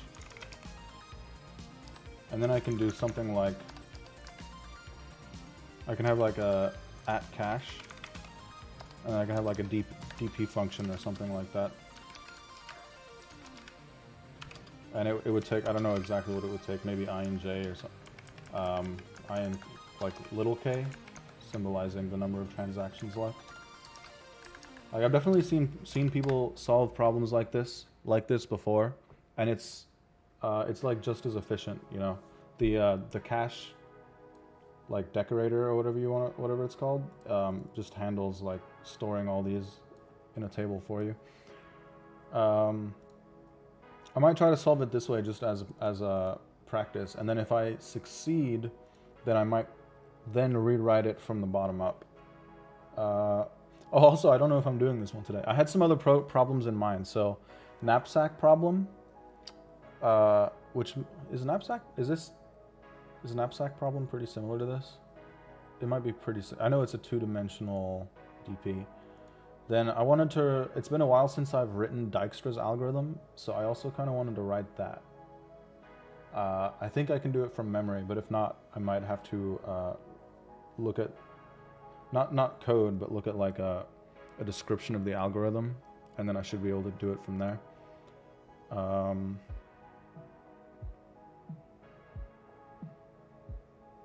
Yeah. So I'm gonna do one of those things after I come back from a quick bathroom break. So hold. I'll be right back.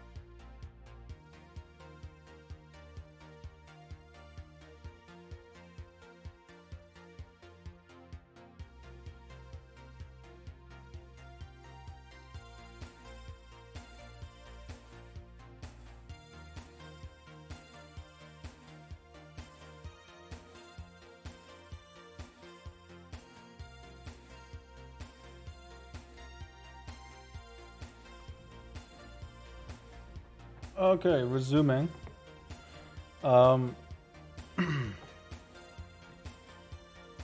So, do you think you'd be, if you're still here, do you think you'd be looking for something similar? Like, do you want to keep working in the, like the compiler, static analysis, automatic refactorings and optimizations? Like, is that the space that you'd want to keep working in? Or are you thinking about pivoting to something entirely different?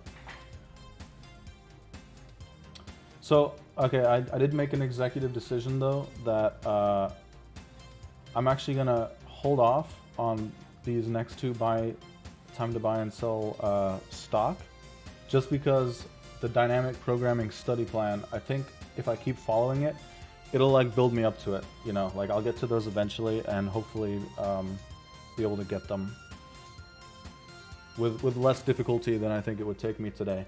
So I'm gonna, here, let me just bookmark these.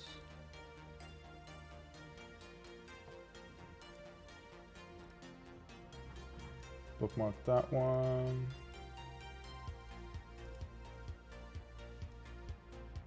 Bookmark that one.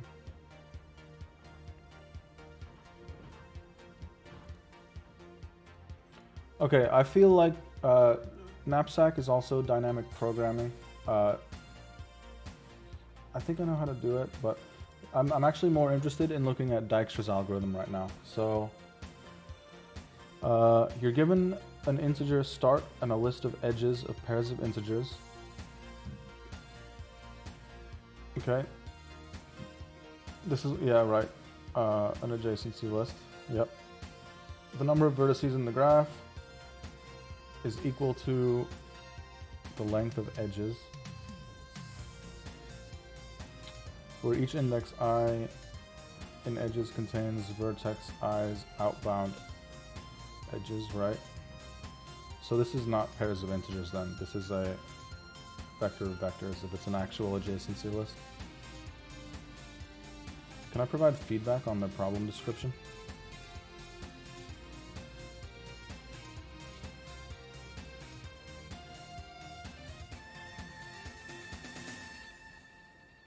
Wait, I'm a little confused here. Oh, wait.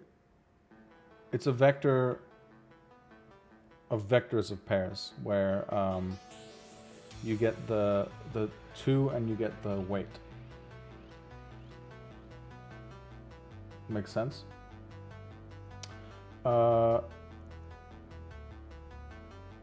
Each individual edge, yep, is represented by a pair, the destination and the distance, where the destination is a positive integer denoting the destination vertex. Yeah, the distance, got that. Note that these edges are directed, meaning that you can only travel from a particular vertex to its destination, not the other way around.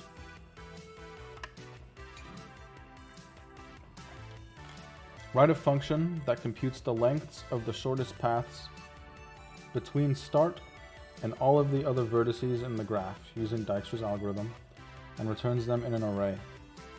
Each index I in the output array should represent the length of the shortest path between start and vertex I. Oh yeah. So the output is just a single array. -1 if it's not reachable. Note that the graph represented by edges won't contain any self loops and will only have positive weighted edges, but there could be cycles, obviously. Okay. Don't know yet. Interested in teaching, working with a couple of folks there, but not quite sure how to scale. Cool, man. Yeah, I like the idea of teaching too. I don't think I would ever want to teach like at a school or something like that, you know, like a college or a university. Plus, I don't have the credentials. Like, I don't have a master's or a PhD. But the teaching that I like to do, that I like, honestly, this whole streaming thing is like part of it, you know. Like, even though right now I'm doing all these streams, like a lot of it is just for myself, for like trying to get the next job. I want it to be like educational. Like right now, the list of active chatters is short. It's of length 1, and you don't need to be taught. But I like the idea that if there were other people in here, you know, that maybe were confused about some of these topics that I'm familiar with, I would be able to explain, you know. And then I also like the idea of creating like instructive YouTube videos and maybe even some short form content. Like, you know, I think TikTok is awesome. I scroll through TikTok every single day, usually looking for cute cat videos, but occasionally stumbling upon like interesting short form educational content too. And I think it would be cool. Like, I don't know how you would do it for something like, you know, Dijkstra's, but imagine just like a 30-second to a minute-long video explaining something about software engineering, whether it be, you know, development or these algorithms. I think that would be cool. Pretty similar feeling. Cool, cool. Yeah. I think there's a what's it called? A market gap in like educational stuff on Twitch, and there's definitely not a market gap with educational content on YouTube, but short form though, like YouTube Shorts or Instagram Reels or TikTok, I definitely think there's an opportunity there to try to figure out a way to condense some of these ideas into smaller segments. What areas are you interested in at Amazon? Like honestly, Twitch, but the role that I'm interviewing for is not Twitch. The role that I'm interviewing for is in AWS, which is also very appropriate for me because I use AWS on pretty much all of my side projects. If it's even for like static web content, like it's going to be an S3, you know, and then I usually end up implementing CI/CD to get like from, you know, GitHub and automatically push it to S3 and stuff like that. But then when I have side projects that require some sort of actual backend, like a database or an API, I build all that in AWS as well, using Lambdas and API Gateway. So I think a role in AWS would be pretty fire as well, and then like maybe eventually I could look into transferring internally to Twitch. But I'm much more interested in just getting in at the moment. And the specific team that I'm trying to join is a team that's working on an unreleased AWS product. I don't even know that much about it yet, but it's I think it's going to be some sort of like integrated code editor that is used across AWS services, but that you can also use like for your own stuff too. Something like VS Code, but within AWS. And then like obviously integrating as seamlessly as possible with all the other AWS services. And to be quite honest with you, I also was really interested in working at Discord, but that didn't pan out. I had a phone screen with a engineering manager, and I thought I represented myself and my background and my skills and experience well, but they ended up coming back with a sorry, we have other candidates better suited for the role. So that was a sad moment, but hopefully that won't happen with Amazon. DevTools, yeah, exactly. It would be working in DevTools. So I know for a fact that I don't need to include anything. I discovered that yesterday. They put pound include vector at the top because they have, you know, vectors in the definition here, but there's actually a secret list of included stuff, so you don't really need to include anything. I don't need to include queue to get priority queue, which I am going to need. I can just define it here and it'll work. So I need a priority queue of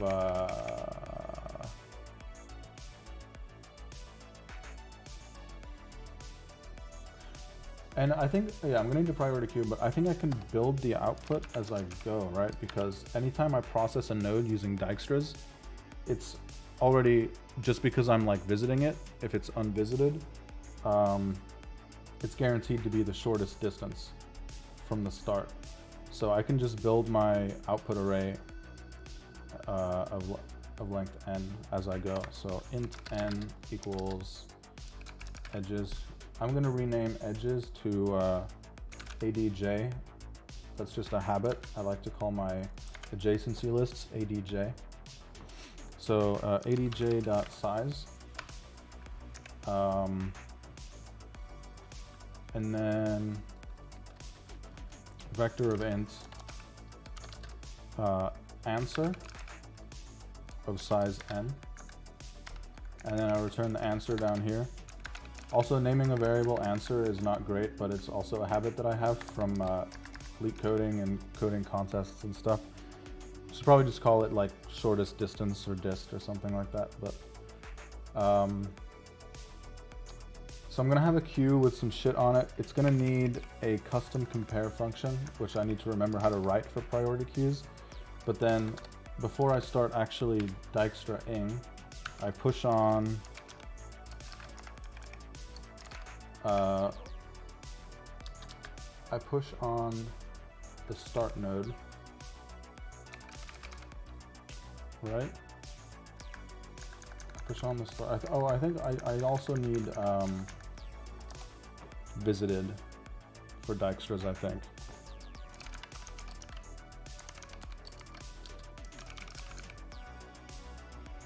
I mean, I could just use my answer array as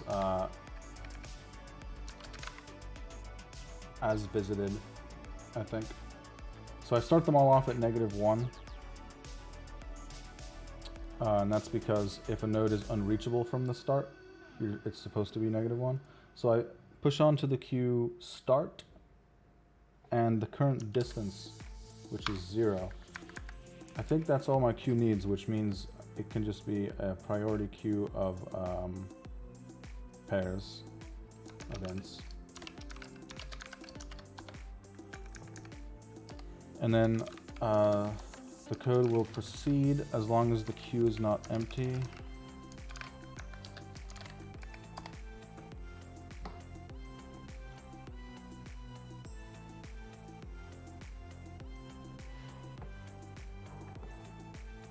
What else do I need to do here?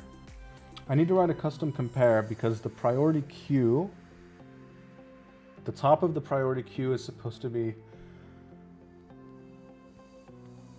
the node with the shortest distance from the start node. So this is, I'm gonna have to Google this. Priority queue, C++, priority queue, compare function. Man, I can't type today.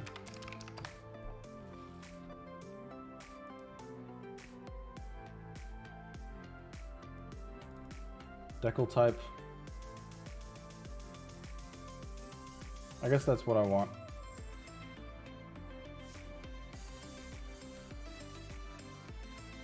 Oh yeah. I prefer doing it this way.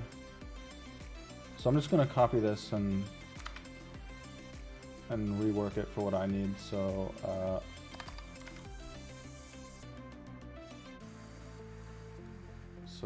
I have, this is gonna be the compare function will take pairs events.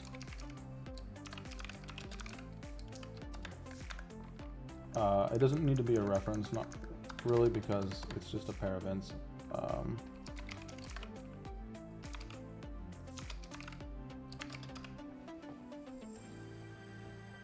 And then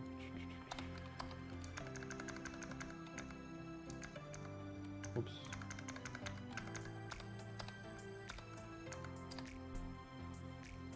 Then just to make sure I get this, so priority queue can be a vector of pairs events, and then decal type compare, and then queue compare. And in theory, that's right. I just need to update this now. So the distance is going to be the second. So return a.second is less than b.second.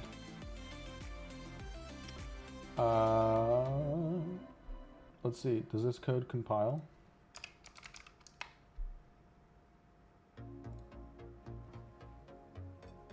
No. I need a semicolon somewhere. Oh, here?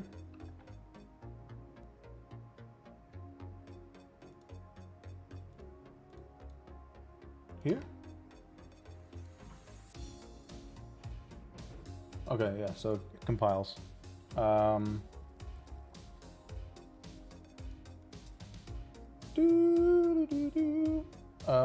So while the queue is not empty,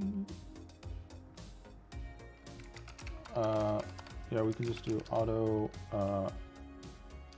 front equals q.front, and then q.pop.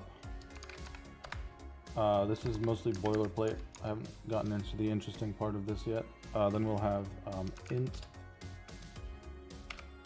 u equals front 0, int b, oh no, int d equals front 1. Oh wait, these are pairs, so it's first and second.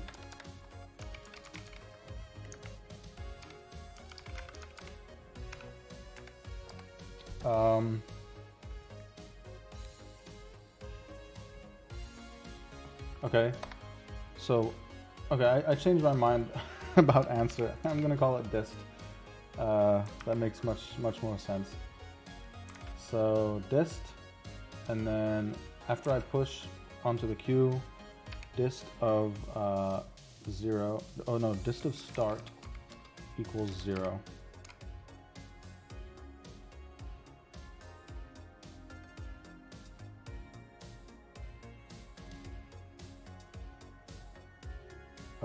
Okay. I know there's something that I have to do to like decrease key.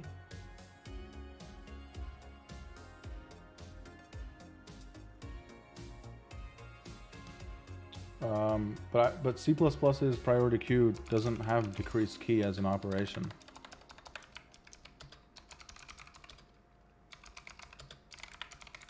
Which is, I think it actually makes it a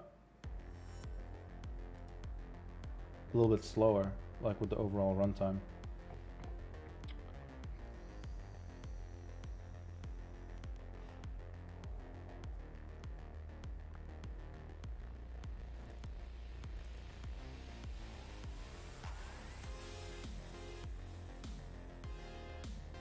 Wow, this person tried so hard with their answer. They have explanations and sample code, and all they get in return is a -1. That's sad. So they've got delete element, and they've got adjust, and they've got decrease key.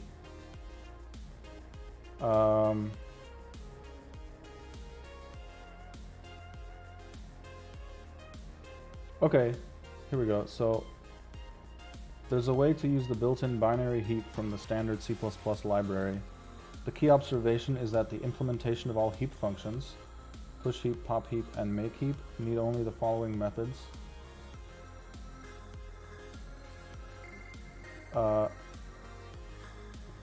Yeah, it's brutal. Oh, wait, when was this? March of 2021. I mean, the other thing too is like, I'm not going to try to dig through this and figure out if it's right. I'm also not going to copy and paste it, assuming that it is. But like, it's probably either right or close to right. It looks like they know what they're doing here. And they got a minus. Maybe it's -1 because... maybe it's -1 because it's not using the library containers from C++. It's instead creating like a completely custom implementation. What about this? Remove min, relax. That would be the decrease key. So let's see, they get the index, they get the element.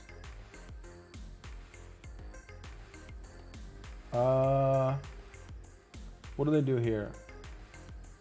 So if the distance is, if the new distance is better, they update it and then they push it onto the heap again. But they don't delete the old one?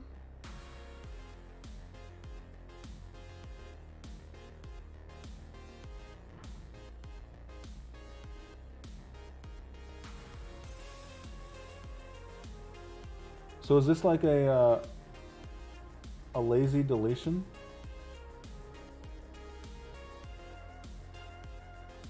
Like they just re-push. This is what I was gonna do in my code anyway. I think is I was gonna not worry about decrease key, and I was just going to push in a new thing into the queue, which, you know, will just push, it'll push the previous one down lower, and then as long as I handle like visited properly, I won't reprocess things that have already come off the queue. Oh, this answer has 70 upvotes.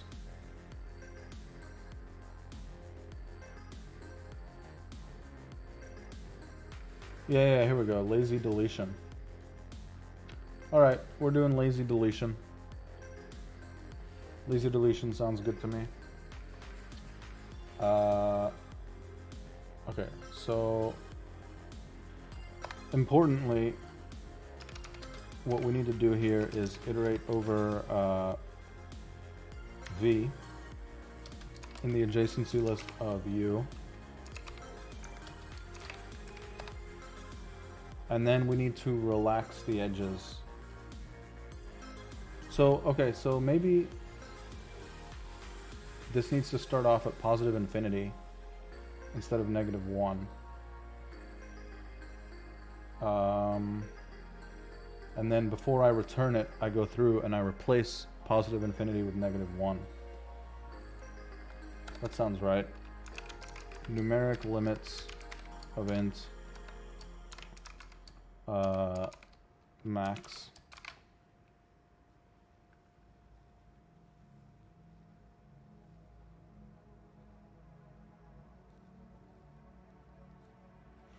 So does this compare need to have access to the dist array?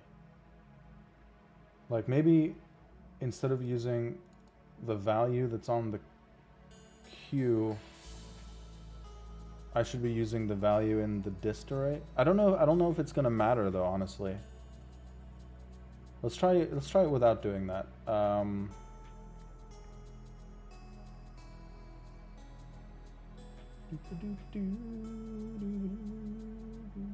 Okay.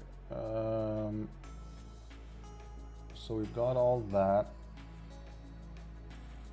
So we go through the adjacency list, which is going to have pairs. So basically, well, actually, I'm going to call this, I don't know, lol. And then int b is going to be equal to lol0. And int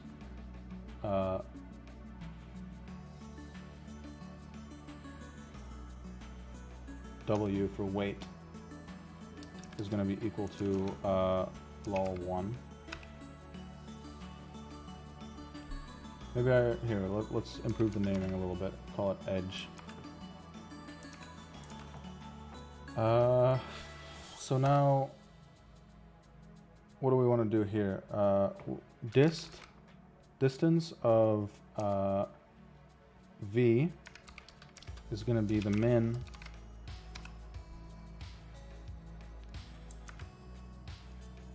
of distance of v and d plus w?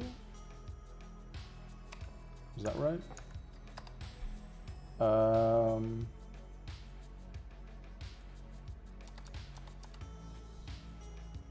And I set this node as visited. I do need a visited. I think I need a visited. Let's just assume that I need a visited. Vector of bool visited of n initialized to false. Then I'd have visited of no. Here's what I would do. So after I pop off the queue, if it's visited, we can continue. So if we're visited at u, continue. Otherwise, we update it to be true.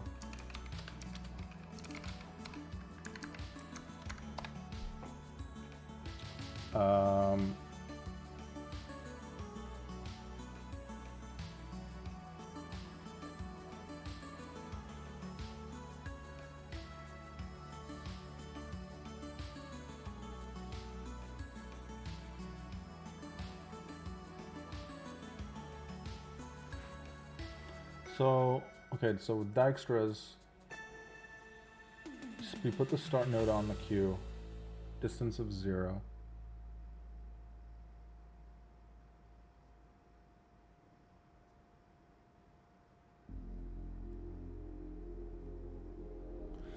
You know, maybe, because now I'm trying to figure out, like, do I need this D here? Do I need to have the distance on the queue?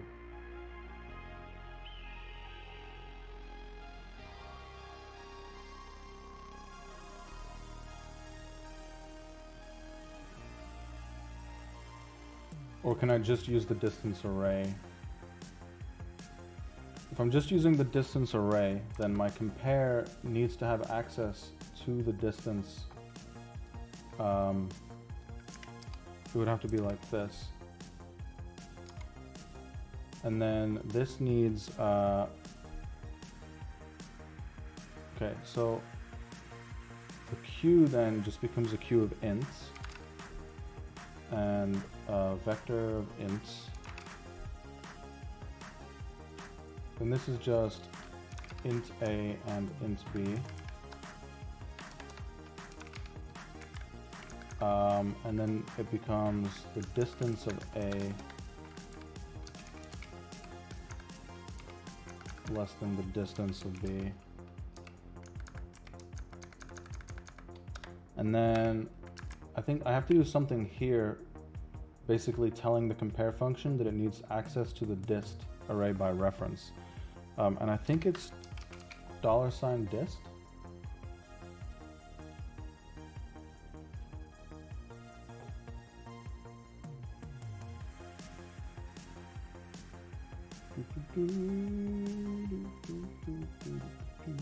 So then when we push on, we just push on start.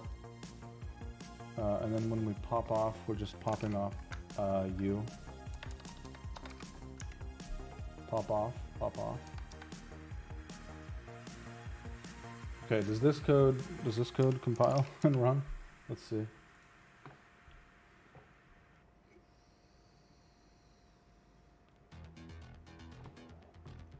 Okay, it's not q.front.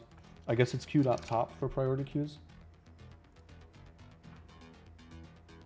Okay, and then now this becomes dist of U plus W.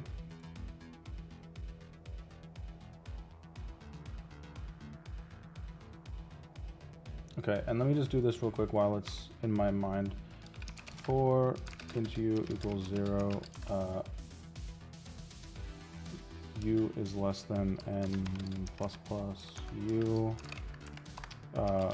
If the distance of U is equal to infinity,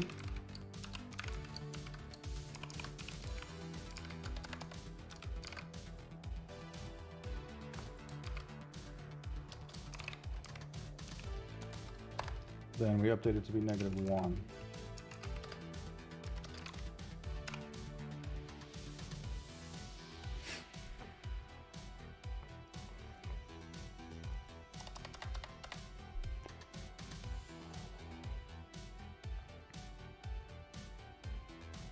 Okay, so the idea is that anytime we pull a node off the queue, we already know that we found the shortest distance to that node. That's how Dijkstra's works, if I remember correctly. So we pop it off. This visited U here is for lazy deletion. We set it visited as true.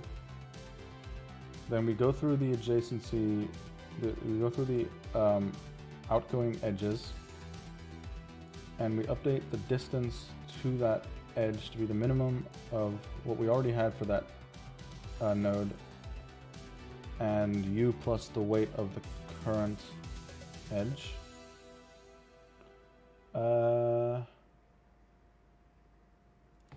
And then we need to, then do we just push that onto the queue? Is that right?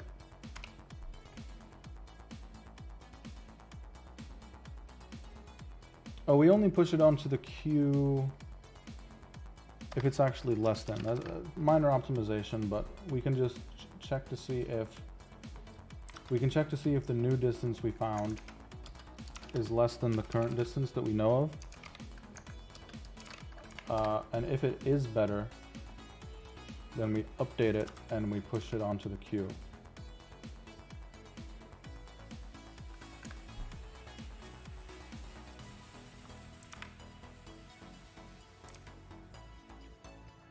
Is there any point, and we don't need to push it onto the queue if it's visited. If it's visited, then we already know that the distance that we've got to V is the best, right? So we can just make sure that it's not visited here.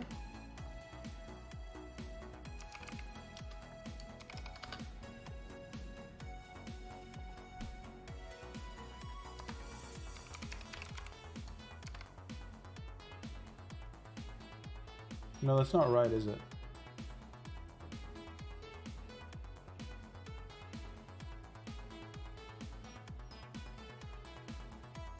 Well, we don't need to relax the edge if it's visited, right?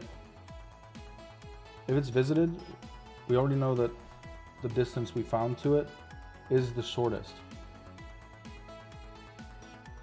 So okay, so something like this.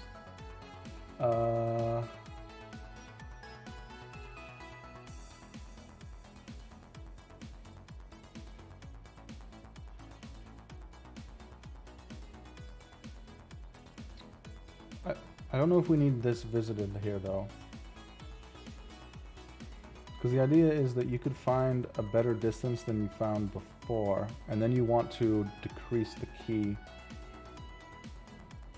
Okay, this might be right. What happens if we run the code? Okay. Oh, okay. We passed 5 out of 9 test cases.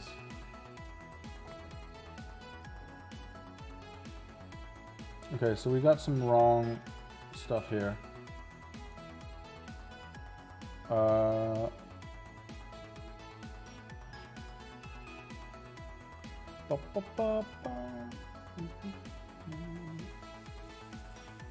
Okay, so what's wrong? Is this the wrong way? Sometimes I have those flipped the wrong way. That was it. Okay, so apparently to make a min priority queue, your compare function needs to have greater than in it.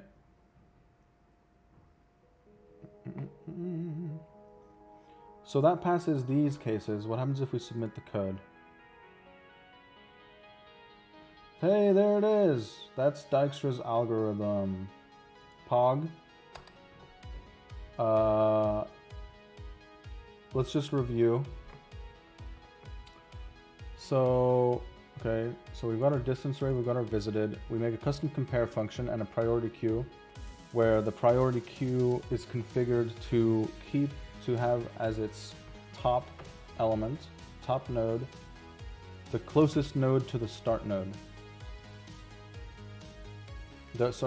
Yeah, that's right. And then so we start, and then it's like, it's very BFS-y after that. We pop off the top of the queue. If it's visited, we continue, then we set it visited to true. Then we go through the outgoing edges, and we only have to consider outgoing edges to nodes that are not visited. Because if they are visited, then we've already found the shortest distance to it. Then we relax the edge, and we push it onto the queue. And the reason we push it onto the queue is because it might already be on the queue, but with a worse distance. So by pushing it onto the queue, we basically tell the data structure, the priority queue data structure, to recompare the distances. And if it's already on the queue, then the element with the worst distance will be deprioritized. It'll be pushed down the queue.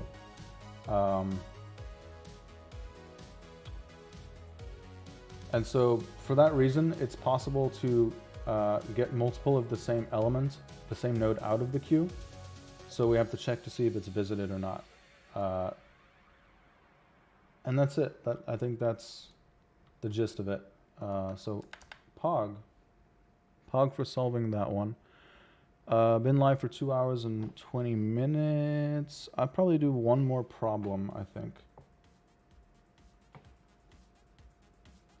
Hold on, let me just respond to a text message.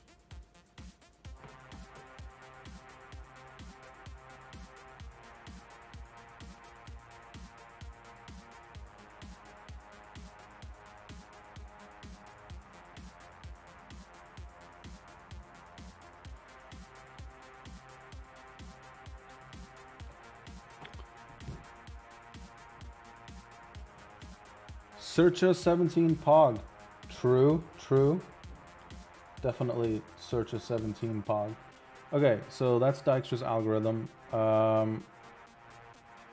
think I'm gonna pass on knapsack problem for now. That'll probably come up in my dynamic programming study plan at some point. So let's look at something else. Maybe let's find a random LeetCode problem. Either that or I can go to AlgoExpert and take a look at... They have this nice thing, well, LeetCode has this too, but I group by category, so arrays, binary search trees, binary trees, dynamic programming. Let's look at the categories. Famous algorithms. So we did Codain's algorithm sometime previously. We just did Dijkstra's algorithm. Knuth-Morris Pratt, I actually don't even know what that is. I need to review that. A-star I'm familiar with. Topological sort, I feel like is not too hard. Maybe I'll just do topological sort real quick. But before I do that, what is Knuth-Morris Pratt? I'm gonna like read the description and be like, oh yeah. KMP searches for occurrences of a word within a main text string by employing the observation that when a mismatch occurs, the word itself embodies sufficient information to determine where the next match could begin, thus bypassing re-examination of previously matched characters. So is that similar to Aho Korosik, which is an algorithm that I learned about recently? So how does it work? So let's say the word is ABCDABD and the string is all that. At any given time, the algorithm is in a state determined by two integers. M denoting the position within S where the prospective match for W begins. I denoting the index of the currently considered character in W. So is it kind of like two pointers? In each step, the algorithm compares S sub M plus I with Wi and increments I if they're equal. I might have to watch a YouTube video on this one to understand it, but that's definitely one that I'm going to want to review though. Let me put that problem in my bookmarks because I'm probably going to come back and do that at some point.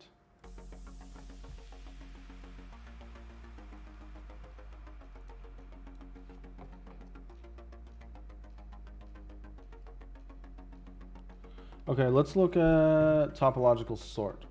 So topological sort, I understand the concept. You've got you've got jobs and you got dependencies. Like job 1 has to happen before job 2. I'm looking at the input. Job 1 also has to happen before job 3. Job 3 before 2, so on and so forth. And so the output is a valid ordering such that all of these dependencies are satisfied. And I'm pretty sure the solution involves a DFS.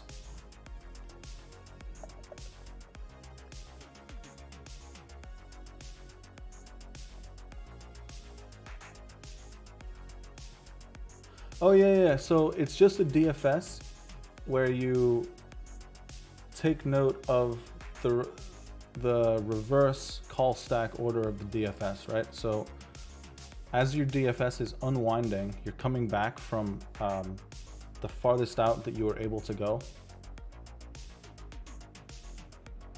you're putting nodes in an array. That's the algorithm, right? Because basically the DFS will begin unwinding as you encounter leaf nodes. And so the leaf nodes are dependency are jobs that can happen without any dependencies.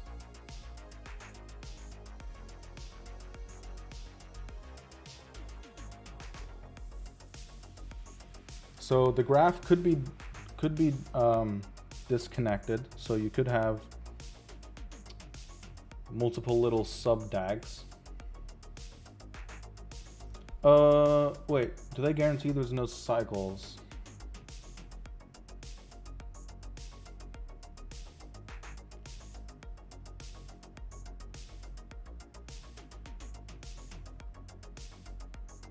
Right? Write a function that takes in a list of jobs and returns a list containing a valid order in which the given jobs can be completed.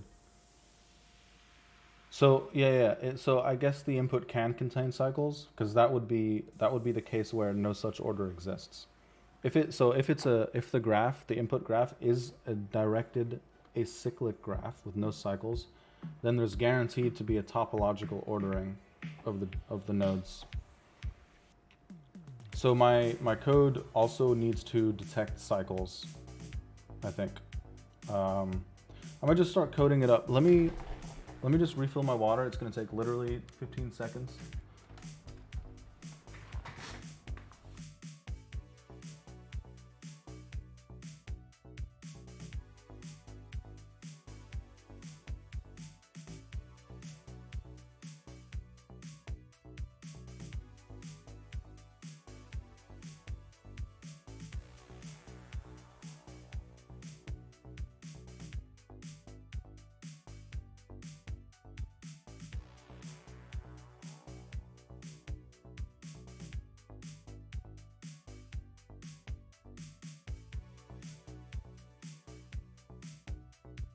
Okay, that might have been like 17, but you know, I was rounding up to the nearest multiple of 5, so.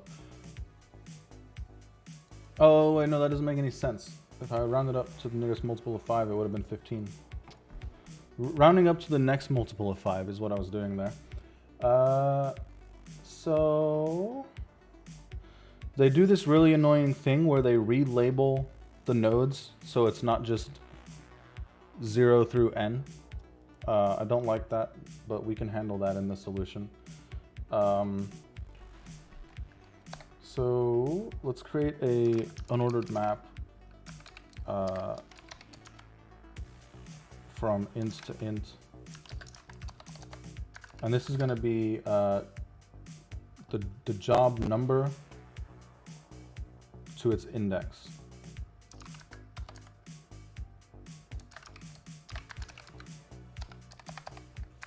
And then we can build that out real quick. So for int I equals 0, I is less. Oh, we need it.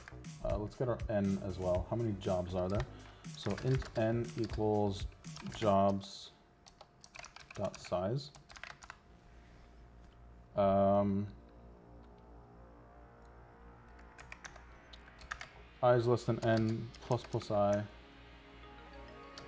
Then job to index of jobs of I equals I.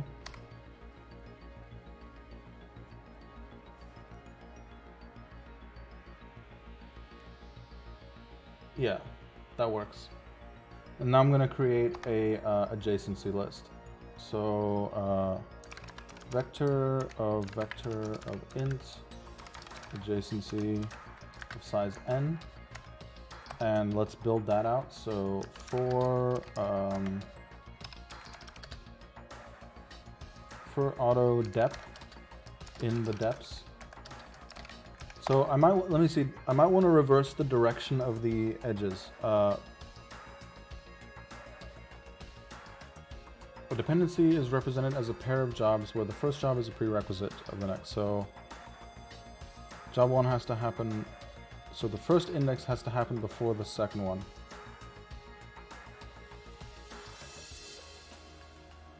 And so if I use the original direction of the edges,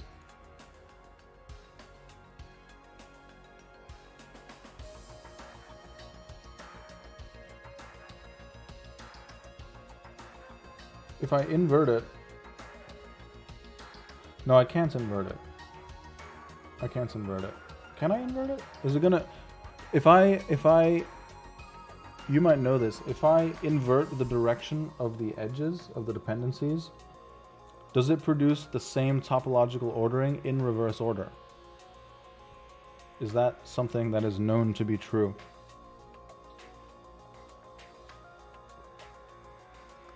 I feel like yes. My hunch is yes, but I'm not 100% sure though.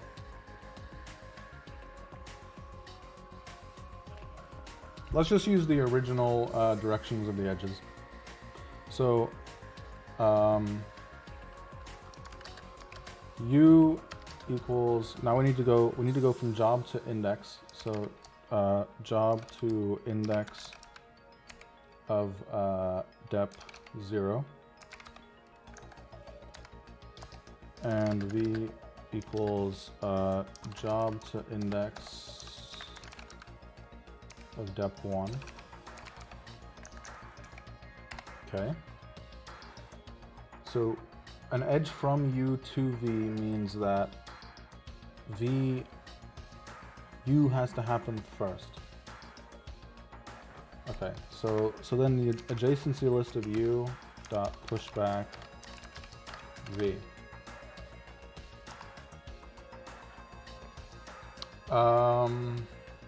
Okay, so we have that. Then we're gonna have a DFS function.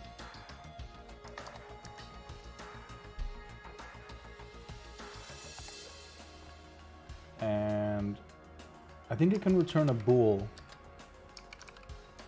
And the reason I would want it to return a bool is because the bool will indicate whether or not it found a cycle.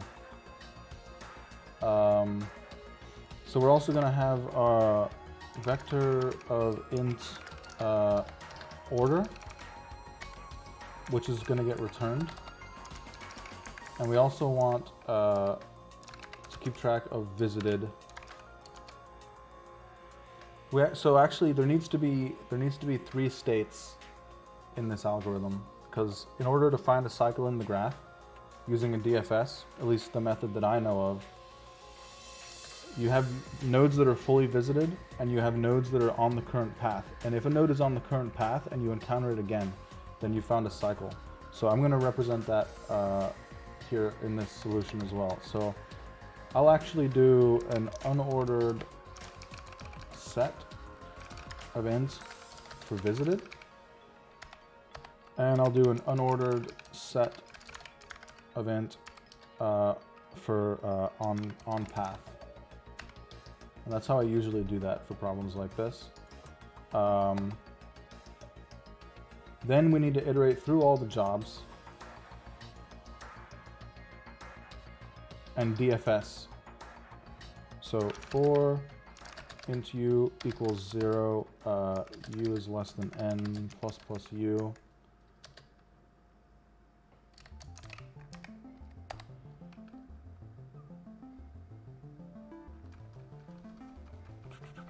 Yeah. So we'll have it return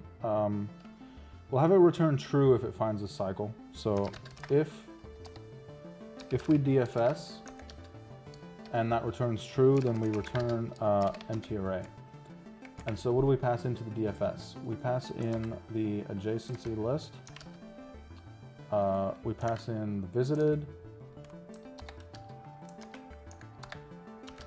on path, and order, and u. Boom, done. Not quite. Now we have to write the DFS. So DFS takes a bunch of params. It needs the adjacency list as a reference, and then it needs visited as a reference.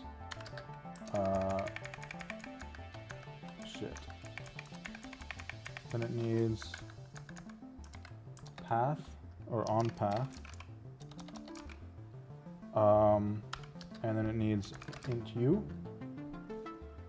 If we're visited, we return false.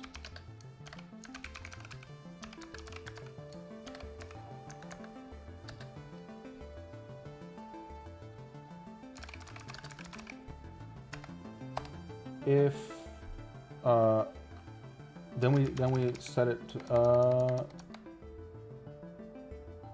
if it will, I don't know if the order of these matters, but if it's on the path, we return true.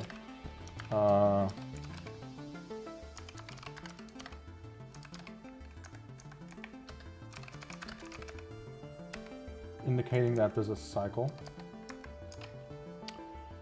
Okay, so then what we do is we flag it as being on the path. On path dot insert u. Then we're going to go through the outgoing edges. So for int v in the adjacency list of u, DFS. Oh, we need the if. So basically, if we get a positive return, if we get a true return, then there was a cycle. So we have to return true back down the stack. This is just the same adjacency list, visited, on path, and v. Then, when we get down here, now we're going back down the DFS call stack. And so that's our order. So the first thing we can do is remove this node from the path, mark it as visited,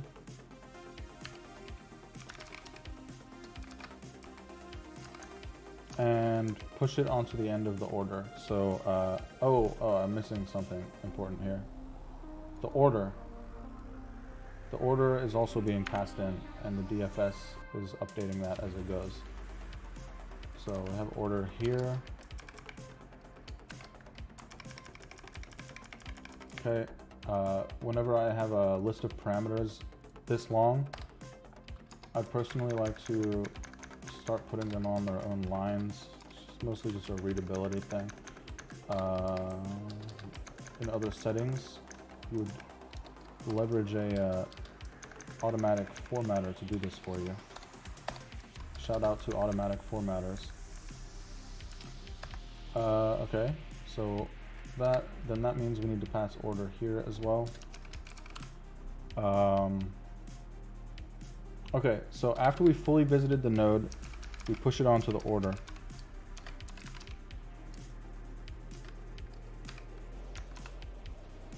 Okay, so I think that's either right or close to being right. The question now is, and I'm going to try to figure it out without running the program, but is my order reversed? So the order that I'm adding these nodes to the order is starting with the leaves of the DFS. The leaves are going to be the nodes pointed to by the outgoing edges, and those are the, so yeah, it's reversed. It's reversed. Because we're pushing onto the order the nodes that have prerequisites. So those are going to be last. So we need to reverse it. Isn't there a built-in reverse function? Can I do this? Reverse order.begin, order.end. That's the thing I can do in C++, I believe. Okay, let's run the code. Probably gonna have some compile errors. Non-void return. Oh, yeah, and then here, we didn't find a cycle, so we returned false.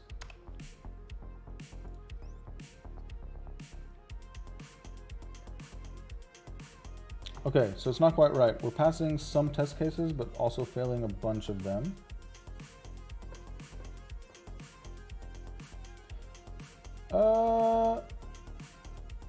Oh, okay, so I'm not converting back from the indices to the labels of the nodes, so I need to do that. But also, I'm not returning the... Let's try to fix that first. That might actually be the only problem. Yeah, just looking at this compared to this, expected versus actual, it looks like I just need to convert back to the original order.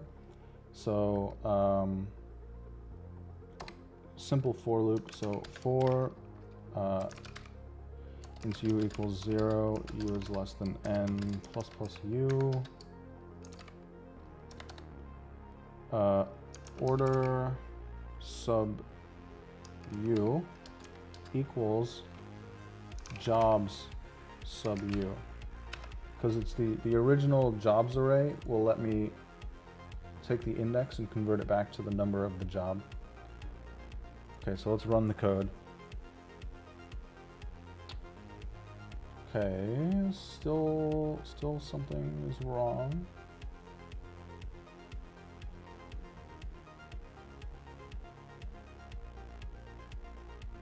What?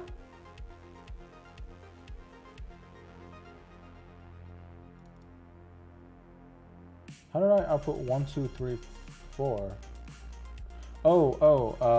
Whoops. Order of u is jobs of order of u. So I take, I need to take the ith element or the youth element of the order array and then convert that back to the label. So that should be right. Okay, that passes the test. Submit. Hey, there we go. Topological sort algorithm right there.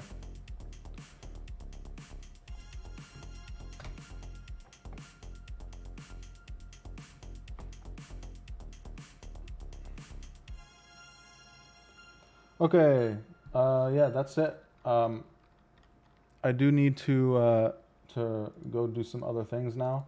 I'll be back tomorrow with more of this, more Clash of Code, Codewars, LeetCode, and AlgoExpert. Hopefully some fun problems. Yeah, Gigantic Bucket, thanks for being here again. Really appreciate your consistency and hanging out with me in the chat. And yeah, I'll be back tomorrow with more of the same. So yeah, anyone who was here, thanks for being here. If you like the content, feel free to drop a follow if you feel so inclined. And with that, I'm gonna hop off and I will be back tomorrow for more. Peace.